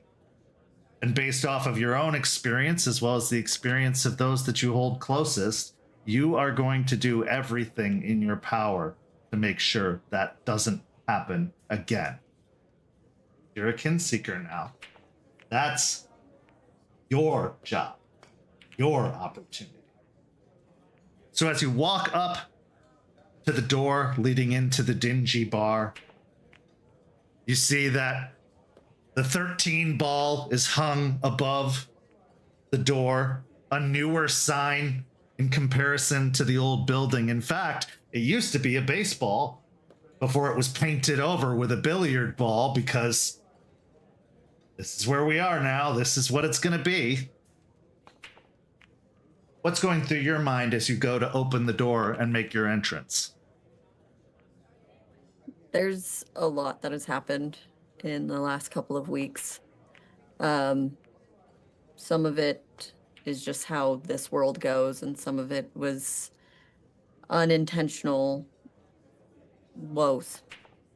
And going into this is an opportunity to make sure that an unintentional woe could be prevented, or at the very least dampened in some way for a new Garou. And that is something she holds on to, and something she hopes more than anything that she could give this person. So she is concerned that she'll mess it up, but she thinks about Larry, and she thinks about Aiden, and she just takes a deep breath, and however it will go, it's the way it's meant to go. How are you attired going into this facility? Aspen has her hair up in a claw clip, holding her hair up. She's got a button-up shirt, so a little dressy, and a vest that almost is like a harness slash corset vest with a matching skirt, and then just some practical pumps on her feet. So definitely different than the people around her, but not too buttoned up that it's awkward. Okay. So as you enter in to the facility, the scene is yours. Aspen will look, kind of using her senses to pinpoint where Murphy is in the bar as a whole. So you were provided a screenshot of what looked to be a Florida driver's license with a photo on it. Now, looking around, it doesn't take long for you to find the individual in that license photo. They've maybe colored their hair differently, aged a little bit, as those photos tend to be out of date pretty quickly. But you're pretty confident this is Murphy McNamara, the hacker, the kin. Then she will go to the bar, grab a container of balls, a cue, her triangle, and she is going to try and get to the table right next to him, or next to them. Okay. As you approach, about 4 of the 6 tables are being used at the time, and the table that you are hoping for is occupied by a man in his mid-20s and a girl that looks to be about the same age. He is attempting to teach her how to play pool, but in reality, he's just showing off how good he is and getting any opportunity to sidle up and put his arms around hers to help her aim the cue. So the only other table available to you is the one next to that, which will put at least a good 15 feet between you and Murphy. Okay, so she'll make a show of setting her stuff up at the table that's available, but she'll grab a drink and put it kind of closer in the middle where the couple would be, so she has a reason to kind of move more that direction. And as she sets up the balls and such, she'll go to grab her drink and smile and laugh. And if Murphy looks her direction, she'll kind of roll her eyes and laugh, almost like a giving, like a gesture of connection in that moment. Give me a manipulation and persuasion. Murphy, give me a wits and insight.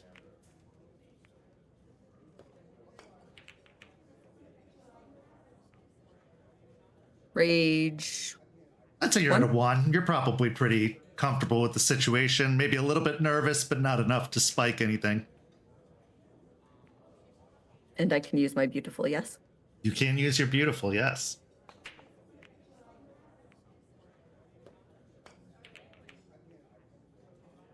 Four. And Murphy? 0. Big goose egg on 4 dice.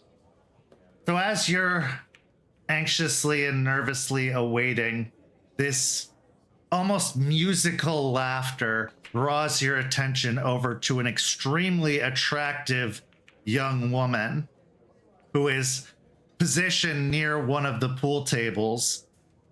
Roll me a intelligence and resolve check.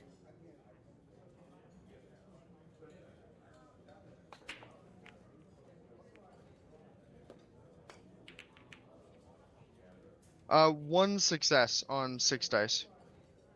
Despite all of the research that you did into Pelfrey and Weiss before deciding to attack, your brain is blanked right now. All caught up in the atmosphere, in the upcoming meeting, and everything that's happening, that you're not able to quite recognize her for who she truly is. Instead, you just see a very attractive woman who, at this moment, appears to be casting gazes your way and expressing some interest in you.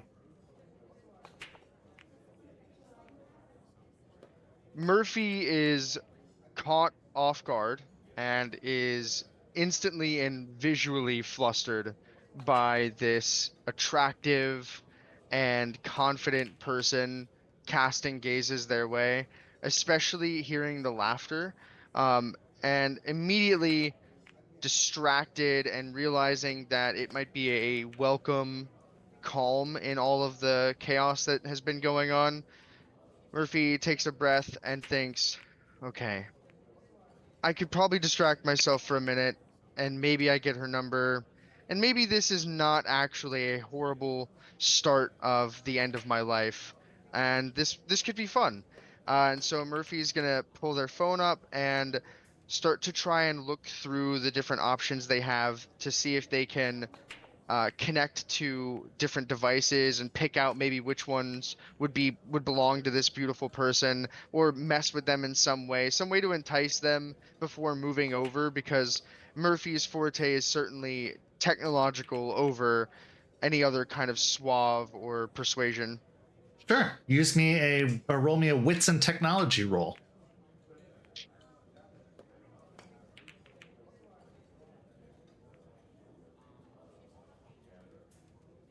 Two successes on 6 dice.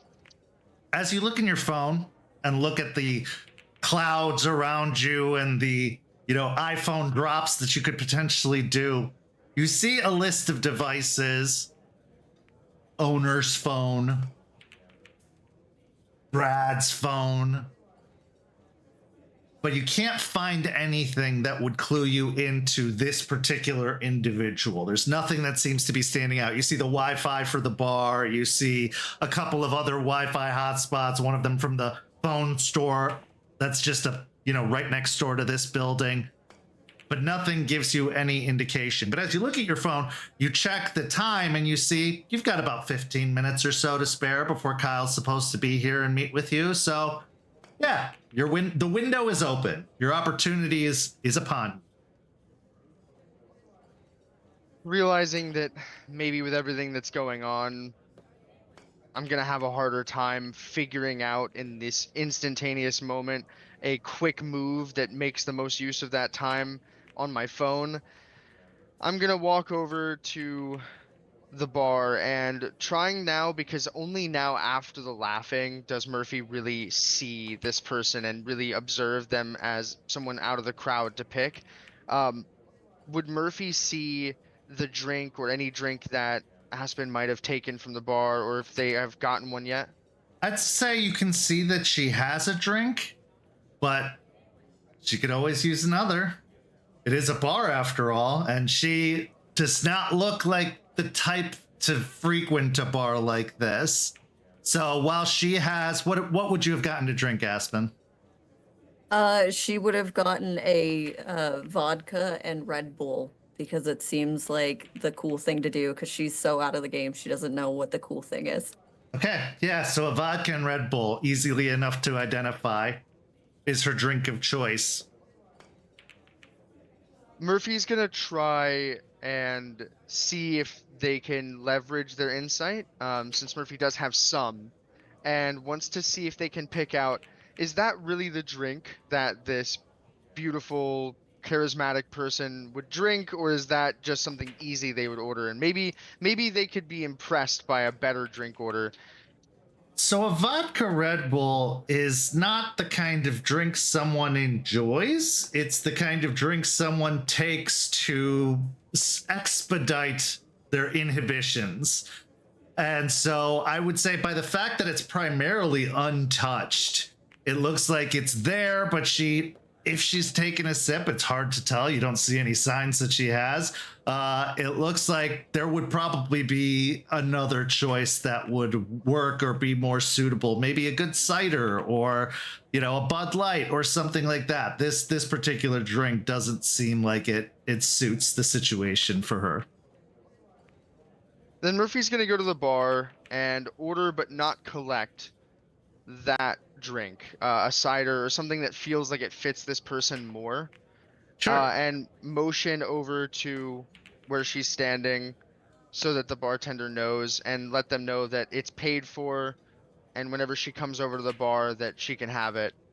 And then to ask the bartender just to let them know who sent it their way, before walking over to the table.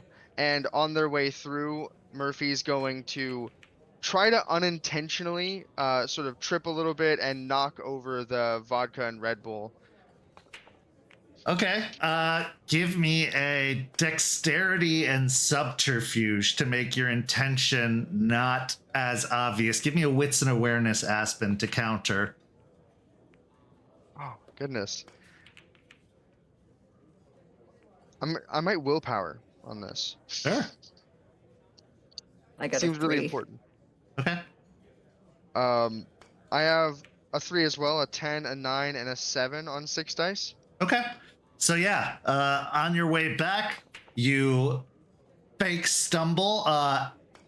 Aspen, I will say it seems a little bit forced, but hard to say. Either they're really clumsy, or they are making a show of some regard. But having watched their interaction with the bartender, having seen them go over and seeing the bartender looking in your direction and mixing something together, or actually pouring a brewed cider from the local area, you can tell that there is something at play here.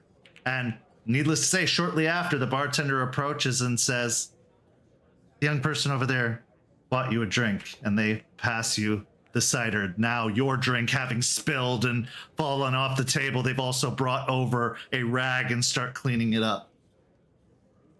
She'll turn to the waiter or waitress and say thank you.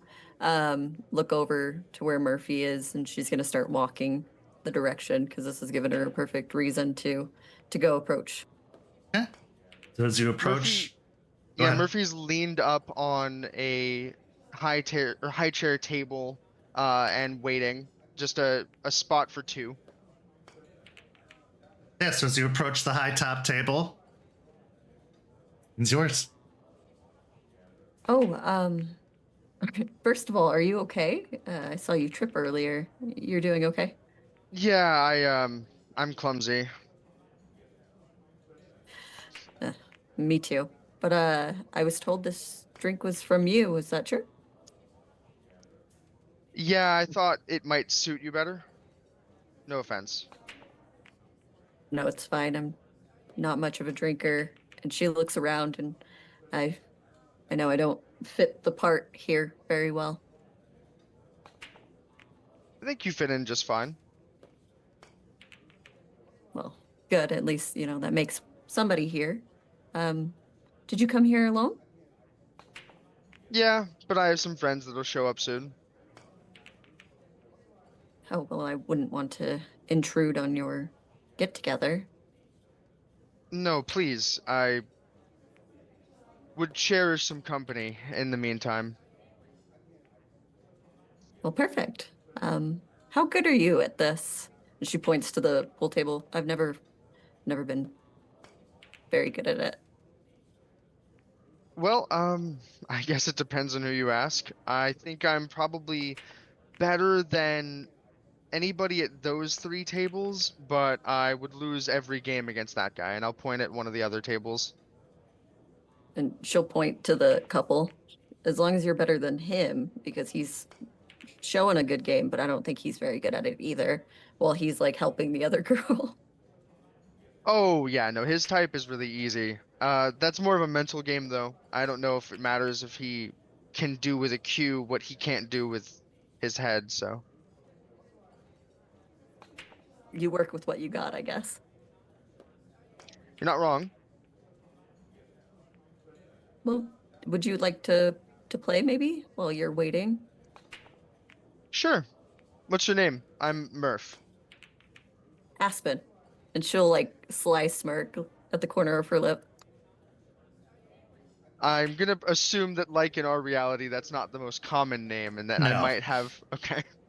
Yeah, that actually is enough of a triggering point to take you back to your research about Pelfrey and Weiss and Aspen Weiss, attorney at law, and almost instantly the picture pops in your head of the smiling Aspen Weiss looking all professional, which she does not look so much here. She actually looks a little bit more casual, but from the button-up shirt, the nice vest, the overall attire, she looks like a professional woman, and those dots are easy to connect almost instantly. Yeah, Murphy had this visual, this success that they'd imagined as they're trying to slowly work their way into conversation. We're reaching out and to shake the hand at the same time. To be very casual is going to like start to take a drink, and as soon as the words escape Aspen's lips and the introduction is made, it's just immediately spitting all over and like very awkwardly pulling their hand back. Their cheeks flush as they've been again caught off guard. Murphy turns their head and, oh, I'm sorry. Actually, 1 second. I need to go to the bathroom, and is immediately going to walk away without any other opportunity for anything She'll- to be said. She'll try to like grab like because they're shaking hands, and, And- she'll try to just like stop them just for a second and be like, "It's okay," and she'll smile big and warm. All right, so I want Paralyzed. a I was charisma. Oh, go ahead. Yeah. Paralyzed. Murphy is unable to resist the even light tug, and is too uncomfortable to like pull back or be forceful or risk any interaction at this point that could be negative. Before pulling up their shirt and like wiping off some of their face and saying, "Yeah, so this is happening, huh?" I mean, it's just two people playing pool. It doesn't have to be that serious. Sure. Great. And Murphy will just start to walk straight to the pool table. Yeah. So, as pool is a game of math and angles, but with a little bit of physical touch, I'd like both of you to make intelligence and dexterity rolls. However, before that, Murph, I want you to make a composure and resolve check as you are absolutely unnerved by the appearance of what was a target and now seems to be the hunter in this situation. An impressive 3 successes on 4 dice. That's enough to not take a negative on your intelligence and dexterity roll. Or, yeah, intelligence, dexterity. And same with you, Aspen. I got 3. Okay. 4 successes on 7 dice. Okay. So you have a bit of an upper hand, but it seems like you're pretty close to evenly matched. She is definitely a lot better at pool than she originally let on. But she, you still have the upper hand in this situation, which gives you a little bit of emboldened sense of confidence at the very least for the moment. Murphy, throughout the beginning of this game, is pretty quiet and is doing everything they can to recover from now the multiple fumbles of not realizing who she was, and then spilling the drink and being very obvious in doing so, and then also failing to withhold that sense of confidence when it was brought to their attention. So now is just trying to settle back into the cool and collected person that they want to be. Aspen is, while they're playing, is just going to kind of smile and watch as they play until eventually looking over to Murphy. I'm not here to reprimand you or anything. I just thought I'd get to know you. And like chalking the cue casually. Well, it's not every day that this specific series of events happens, and I'm dying to know just how a decently successful but certainly not corporate empowered lawyer ends up with such a good cybersecurity that you can pick me out of a crowd in a dive bar miles away from anywhere you are on an average afternoon. How'd you get here? I guess you underestimate my intelligence. Is that what you're saying, Murph? It's not underestimating your intelligence to assume that you're not some kind of Renaissance woman capable of my entire world of expertise while also being a full-time lawyer. I don't know, that seems a little unfair to suggest. She'll hop up, like put herself on the edge of the pool table. She's only 5 foot, so her feet are dangling. I have friends, and also I have ways of making sure the people around me know what they're doing.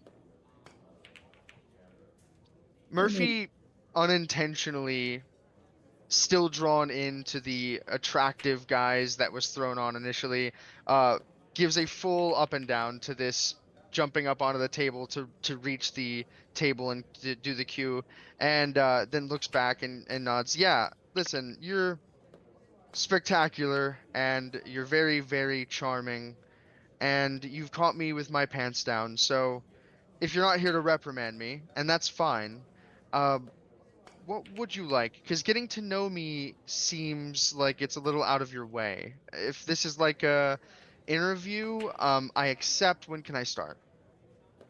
Well, maybe it is an interview. I think from what I know about you, you're pretty skilled in what you do. So I just wanted to come learn more about you if I could.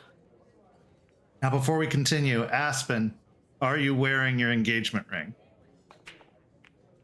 Yes. Okay, so Murphy, I need you to do a wits and investigation as you did the once up and down. Yeah. All right, there we go. 2 successes on 4. You probably overlooked it. It is a very small detail, and she is very, very beautiful. So, yeah, it's not an important detail at the moment. Nope, that's just a ring on one of the fingers and doesn't mean anything. Part of the whole ensemble. Of course. So tell me, Murph, have you always been in Florida, or is this new to you? Raised, not born. My family's from England. Oh, interesting. Did you spend a lot of time there before you moved here, or? Not much, no. That's why I said raised. I've lived in Florida for all the important parts of my life. It's a nice place to be. A bit crazy, but still nice. I'd call it home now, definitely. Where are you from? Originally, I'm from Idaho. Idaho. And Murphy will chuckle a little bit at the thought of potatoes, and then suggest, so Idaho, and now you're here, but you run, or at least you're really involved in, a pretty decently sized law firm. What interest do you have in someone like myself? I mean, skilled, sure, but I'm a lot better at. And then Murphy considers their next words very carefully and doesn't choose the synonym, instead saying, getting into things than I am at defending them. It's always useful. In my profession, sometimes we needed information that isn't particularly easy to get into. But also, somebody who's interested in my firm just as a whole has me curious. Was there a particular reason you picked my firm? Just big enough to not get hurt. No offense, I really didn't know that much before I tried what I tried. I am careful not to pick on anybody who's going to really feel it. You guys are successful enough that it'll be a simple call to the bank and you get whatever I took back. Figured it was easier than going after a bigger fish, and like I said, didn't really leave any victims in its wake. I'm not even going to make you roll, Aspen. This is surprisingly honest of them. They are just outright stating their intentions, and from what you can tell, they're telling the truth entirely. Aspen even relaxes a little bit and her smile goes a little bit more soft. Oh, okay. Is that what you do for, I guess, work? Yeah, you could call it that. It beats the other things that computer apt people like myself get asked to do for 8 hours a day. Bit of an entrepreneur, then? Hardly. I work all day in boxers and a t-shirt and trolling around on forums for targets that have already been set up by someone else. That's pretty much the whole gig. Okay. I mean, I wouldn't call it honest work, but it's something. Everybody's gonna start somewhere, I guess. It's something. It pays rent and gives me time to go to the occasional rally. Rally. Some would call it protests, others would call it riots, but the kind of activism that I like is better when I don't have a 9 to 5 keeping me down. Aspen smirks and kind of nods knowingly. Okay. Well, now that you're not looking into my things and my situation, since you got shut down there, looks like you could maybe, work on that a little bit. She smiles and scoffs.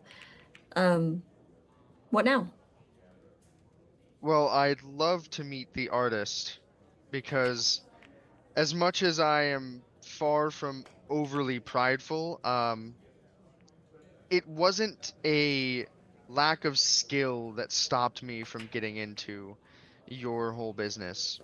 So I'm sure the same reason why you found me has a lot to do with why I didn't get in to begin with. As far as my next goal, if what I think is true tracks, you know where I'm looking next. So are you just looking to take them down a peg? Is it sort of competition? They're on the other side of the spectrum as far as your industry is concerned, so it makes sense.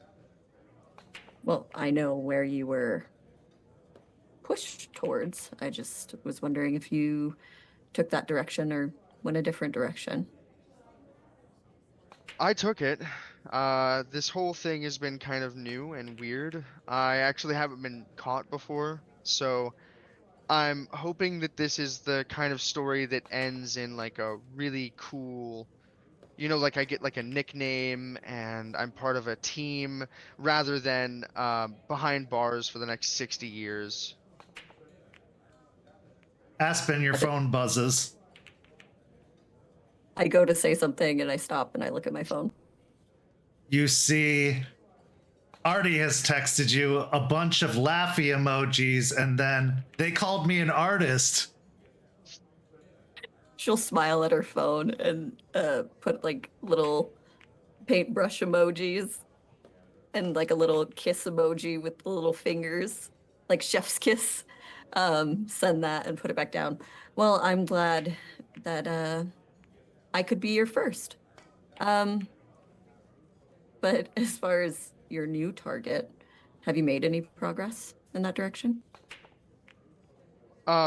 Murphy leans on the table a little bit and like gets a little closer and nods. I mean, I made a little bit of progress. I have to imagine that there's some limit to the interconnectedness unless this is really one of those big CIA stings and you have all of the people in this bar working for you. So the group that I was here to meet with is probably not related. They seemed a little bit more my end than yours. You guys are put together and pretty professional. So does the name Kyle ring a bell? And almost as if summoned, Aspen, you get a buzz on your phone at the same time as the door opens, revealing two individuals walking into the bar. One is a sandy blonde-haired man, a lot more muscular and thick than the last time he was seen, accompanied by a shorter, younger, kind of pixie-haired woman who has a bright pink streak mixed with black in her hair. And the tone, the overall vibe, especially for you, Aspen, changes as a tension enters the room, a very predatory tension. At first, they look towards Murphy with a excited, maybe intrigued look, but then as they look upon you, their demeanor changes noticeably. That smile seems a little bit more forced and a little bit more intent look in their eyes as they cross over. Murphy! Who's your friend? That tension, Murphy is completely oblivious to, leaned in so that it's all behind them and absorbed by the bubble that Aspen has been giving off. And so the surprise that strikes Murphy as their name is called and they shoot up and look over. Oh, hey, yeah, I guess it's been 15 minutes. And offers a hand. Kyle takes your hand, giving a nice firm squeeze. Let me introduce you to my friend, Victoria. He gestures over to the young woman who is obviously to you, Aspen, meant to be bait. Meant to be intriguing, disarming, attractive, but having met Victoria before, you know she is ferocious and she is violent. She, in your last encounter, killed 2 police officers and disposed of their car without thinking twice about it. She has all of the charm and flair of a pixie dream girl right now, but there is that unmistakable predatory quality in the way she carries herself. I will hop off the pool table and I'll look specifically at Kyle. Be like, oh, you two know each other. How interesting. We do. Have you just met? We have. We've just met just today. Well, officially. Well, I would say we're a little too early, but I think we might be a little too late, don't you think? You guys are, I think, right on time. I wouldn't consider you late. Of course. Kyle, he says, holding out a hand in your direction. And she'll shake his hand. Roll me a strength and composure check.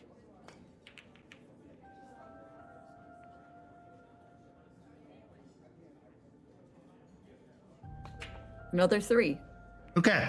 So as he grips down upon your hand with the vice-like grip, it's not enough to be painful or do any kind of damage, and you are able to maintain the facade of somebody who's completely unperturbed by this whole thing, even though he is squeezing and sending a very strong territorial message in his handshake. Well, this is it's very interesting. Murphy, I don't really have somebody here with me. Do you mind if I hang, as long as it's okay with your friends, could I hang out with you guys for a little bit? Murphy, during this whole interaction, has been looking back and forth at the two of them and watching them speak. Does Murphy get the sense that there's more going on? Have they shielded that well enough? Roll me a wits and insight.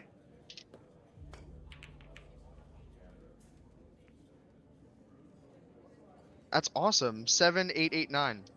Oh, there is a distinct tension. They are not, I mean, they are shielding it to anyone who's not paying attention, but with your sharp eye, you notice the muscles kind of bulge in his forearm as he shakes her hand, and almost the veins pop out of his forearm as he does so. And there's a weird recognition between the two of them. Murphy sees that, and as Aspen is asking if it's okay to stick around, Murphy's going to nod and say, actually, no, I insist. Sorry, Kyle. If there's something we need to talk about that's a little more private, but honestly, she seems really on the level, and I kind of owe her two because she paid for the table and I spilled her drink. No problem at all. A friend of yours is a friend of mine. Definitely. So Murphy, as you go to order more drinks to try and maybe smooth over, at least get a moment's distance from this situation, Kyle leans in really close to you, Aspen. Didn't think you guys would still be in town. Well, you'd think that somebody with any sort of decorum would, present themselves, but I know how you all work. You present yourself to those you respect. Fair enough. I was wondering when I'd actually see you, known that you've been here for a little bit. Getting reacquainted with the area. I know we don't want to get barbaric enough to, start marking our territory, but I found him first.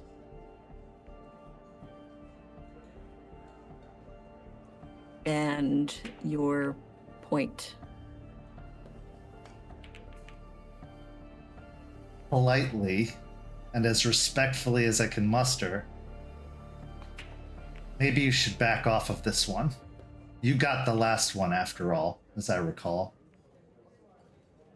I'm surprised he's not here. Well, he's doing great things elsewhere. Oh, I meant the one who found him. Well, I've got to stretch my legs on this new endeavor. Well, from what I saw, it looked more like you were preparing to spread your legs. Well, however you want to see it. But you're not getting this one either. Oh, Aspen, time has passed, and I think you'll find that we aren't as fragile as we were before. Really, And because the last time I saw you, you were leaving with your tails tucked between your legs.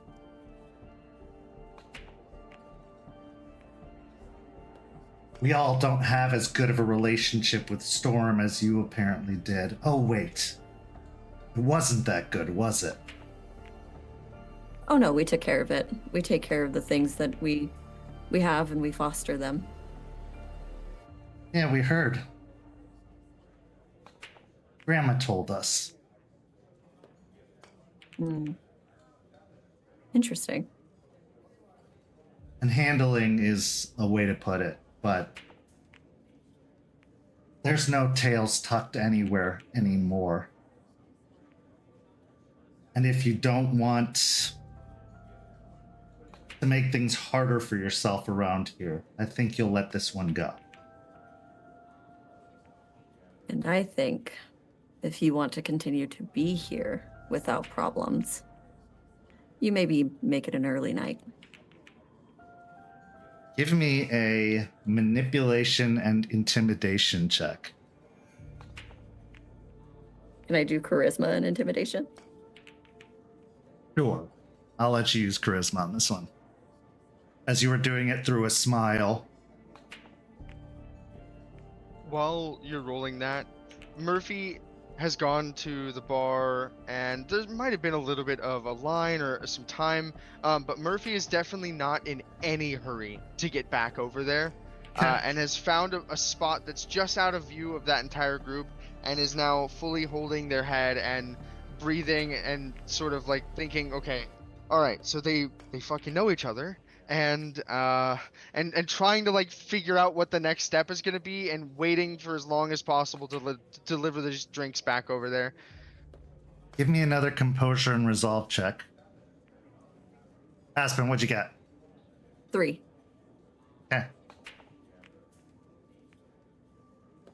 He doesn't budge, and instead Victoria says, this should be fun. Just a group of people playing pool, right? That's how it starts. What'd you get, Murphy? 1 on 4. As your heart starts to beat in your chest, that pounding sensation moves to your ears, almost like the beating of drums.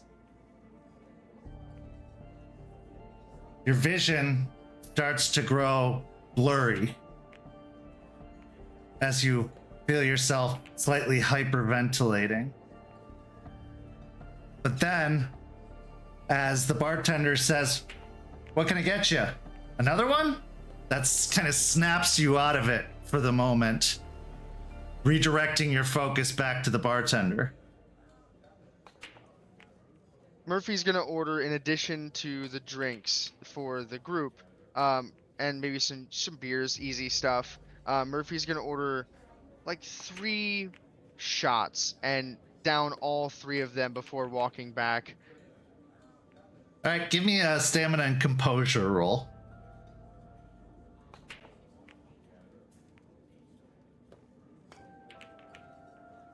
Actually, make it stamina and resolve. Sorry, stamina and resolve, because this is Okay. a Same quick. pool. Yeah. Oh, keep the 7, 8. Yeah, 7, 8, 10. Got Okay. really good roll on that. The alcohol hits at first like a jackhammer. You don't drink that much, let alone that quickly. But after taking all 3 shots, experiencing the initial wave as it hits you and almost kind of like sends you stumbling for a second, you right yourself, remembering the tension of the situation, remembering everything that's happening at the moment. You feel yourself kind of like sober up almost as quickly as the alcohol hits you. Okay, you got this. And you take the drinks that are presented and turn ready to return to the table. Yeah, proud and confident, especially that they managed to ride that wave exactly as they were hoping to, because they needed to bring themselves down to a level that they could manage. But they walk back to bring the drinks over to the table. Okay, as you bring the drinks over, Victoria says, "Oh, how sweet. Thank you." And she reaches over and takes one of the beers. Kyle, not breaking eye contact with Aspen, says, "Yeah, thanks." And reaches over and grabs another one before turning to you. "Well, should we play a game? Teams?" Sure, why not? What do you suggest, teams-wise? I think Murphy and Victoria would make an excellent team, and Aspen and I would make a great team as well. I don't know. I think I'd like to be on Murphy's team if that's okay. And smile over to Murphy. I'll tell you what, guys. If everyone's gonna fight over me, I'll take the first person to score 2 balls in 1 round. Sounds good to me, Victoria says, as she takes the chalk and starts twirling it around the edge of the cue. You first. And as she goes to do whatever she's about to do, as she lines up her shot, I'm immediately gonna lean over, not quiet, just as normal as I possibly can, still smile on my face. Murphy, you appreciate honesty, I think, right?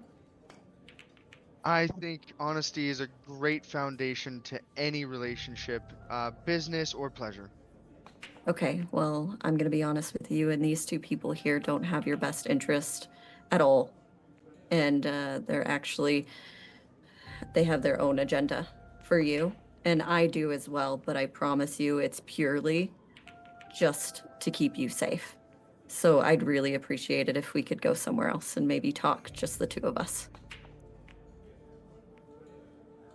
I don't know, I feel like we could at least finish the drinks and finish the game, and if we're being completely fair, maybe they've had a change of heart. And Murphy's talking loud enough to be heard by them as well, and says, "Kyle, you certainly looked out for me on the street when we met, and I feel like it'd be rude at this point not to give you a chance to explain yourself, since there's a lot more happening here than I seem to know about."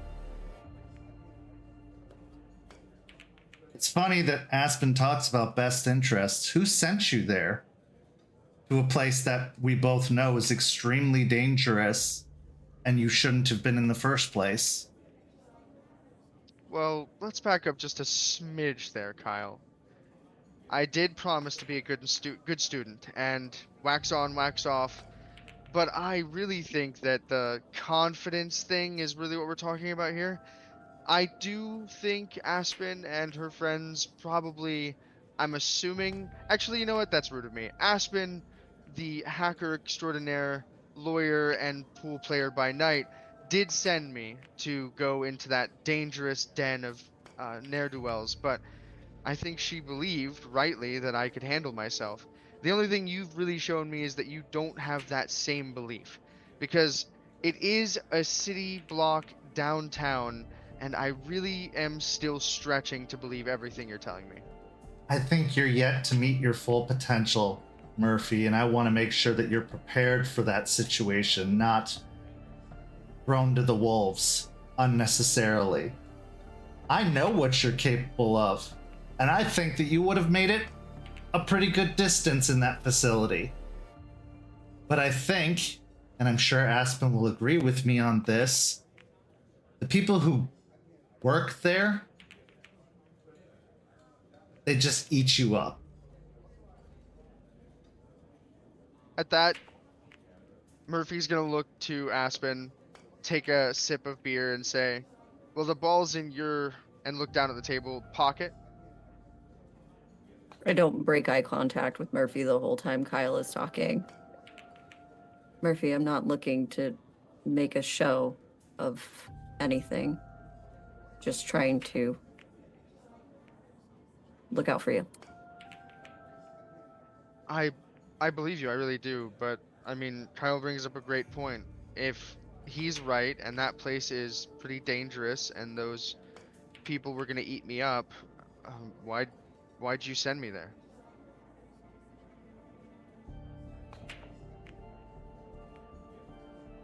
Honestly, I didn't, but I also was unaware of the situation going in. Murphy, I know you want to make change. And if you want to make real change without ridiculous restrictions, without doing it within the bounds, you'll understand that we do have your best interests at heart and that we can make the things we all do together great. Whereas they might just use you as bait again.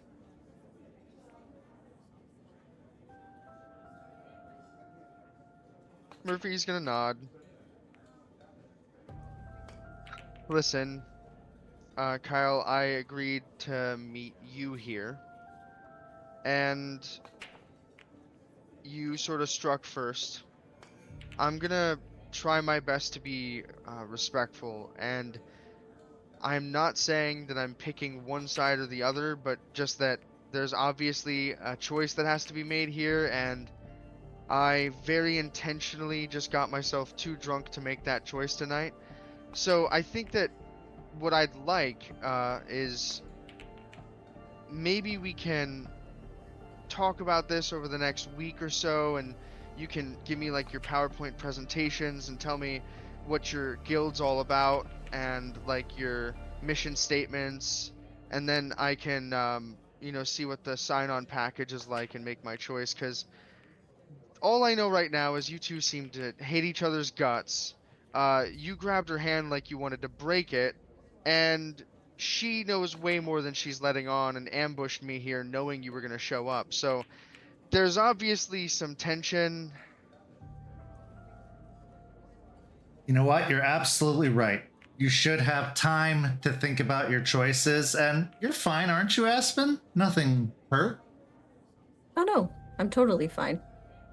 Yeah, I think you'll find she's stronger than she looks. But you have my number.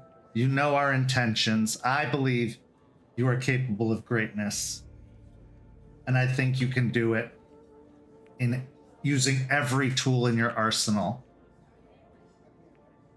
Whereas they'll be a little bit more picky. But we're not here to start a fight.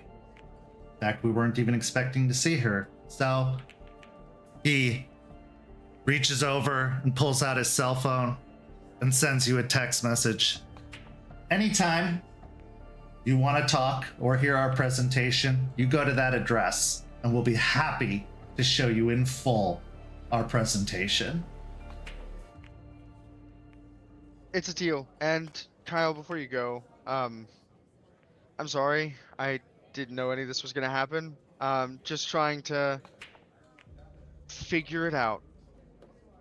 Hey, never fault the prey. Fault the predator. And he looks towards Aspen with a smile. They always love to take what's not belonging to them. Let us know when you want to meet. And he turns and starts to walk towards the door. Victoria lingers a moment longer before giving a bright smile to you, Murphy, and then shooting a poisonous glance towards you, Aspen, before she turns and starts to make her way after him.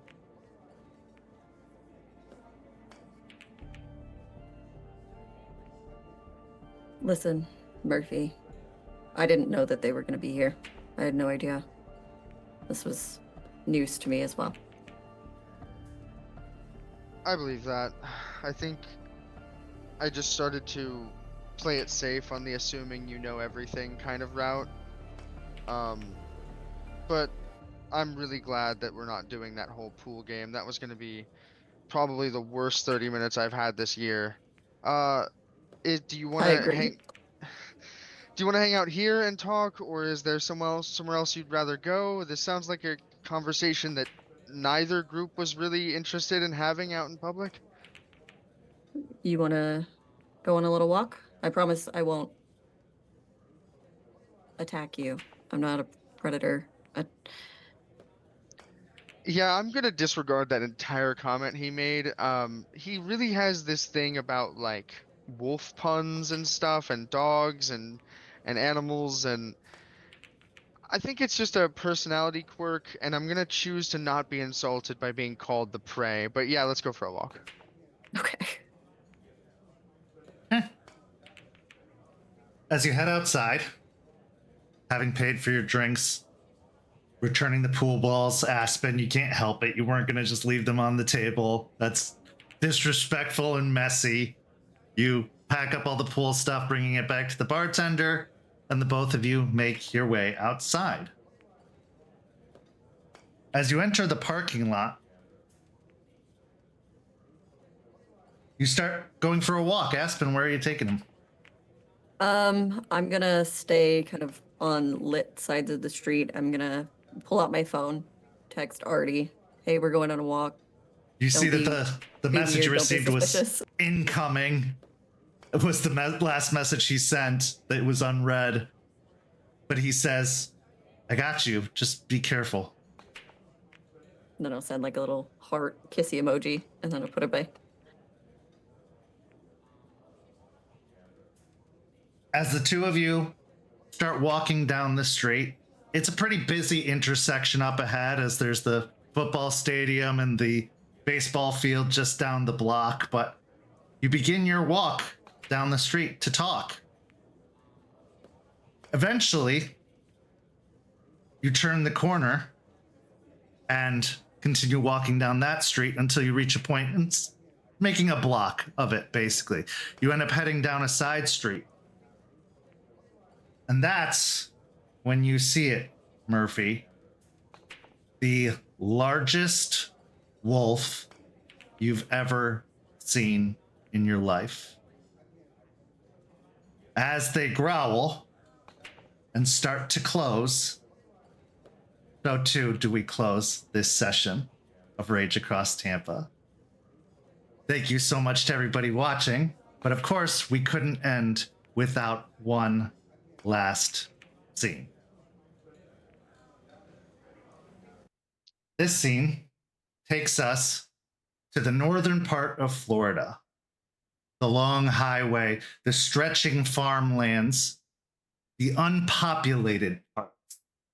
The parts where only true Floridians could live and breathe as the heat of the summer is so oppressive inland if you're not close to the coast. But where we find ourselves is in a open bit of that farmland late at night.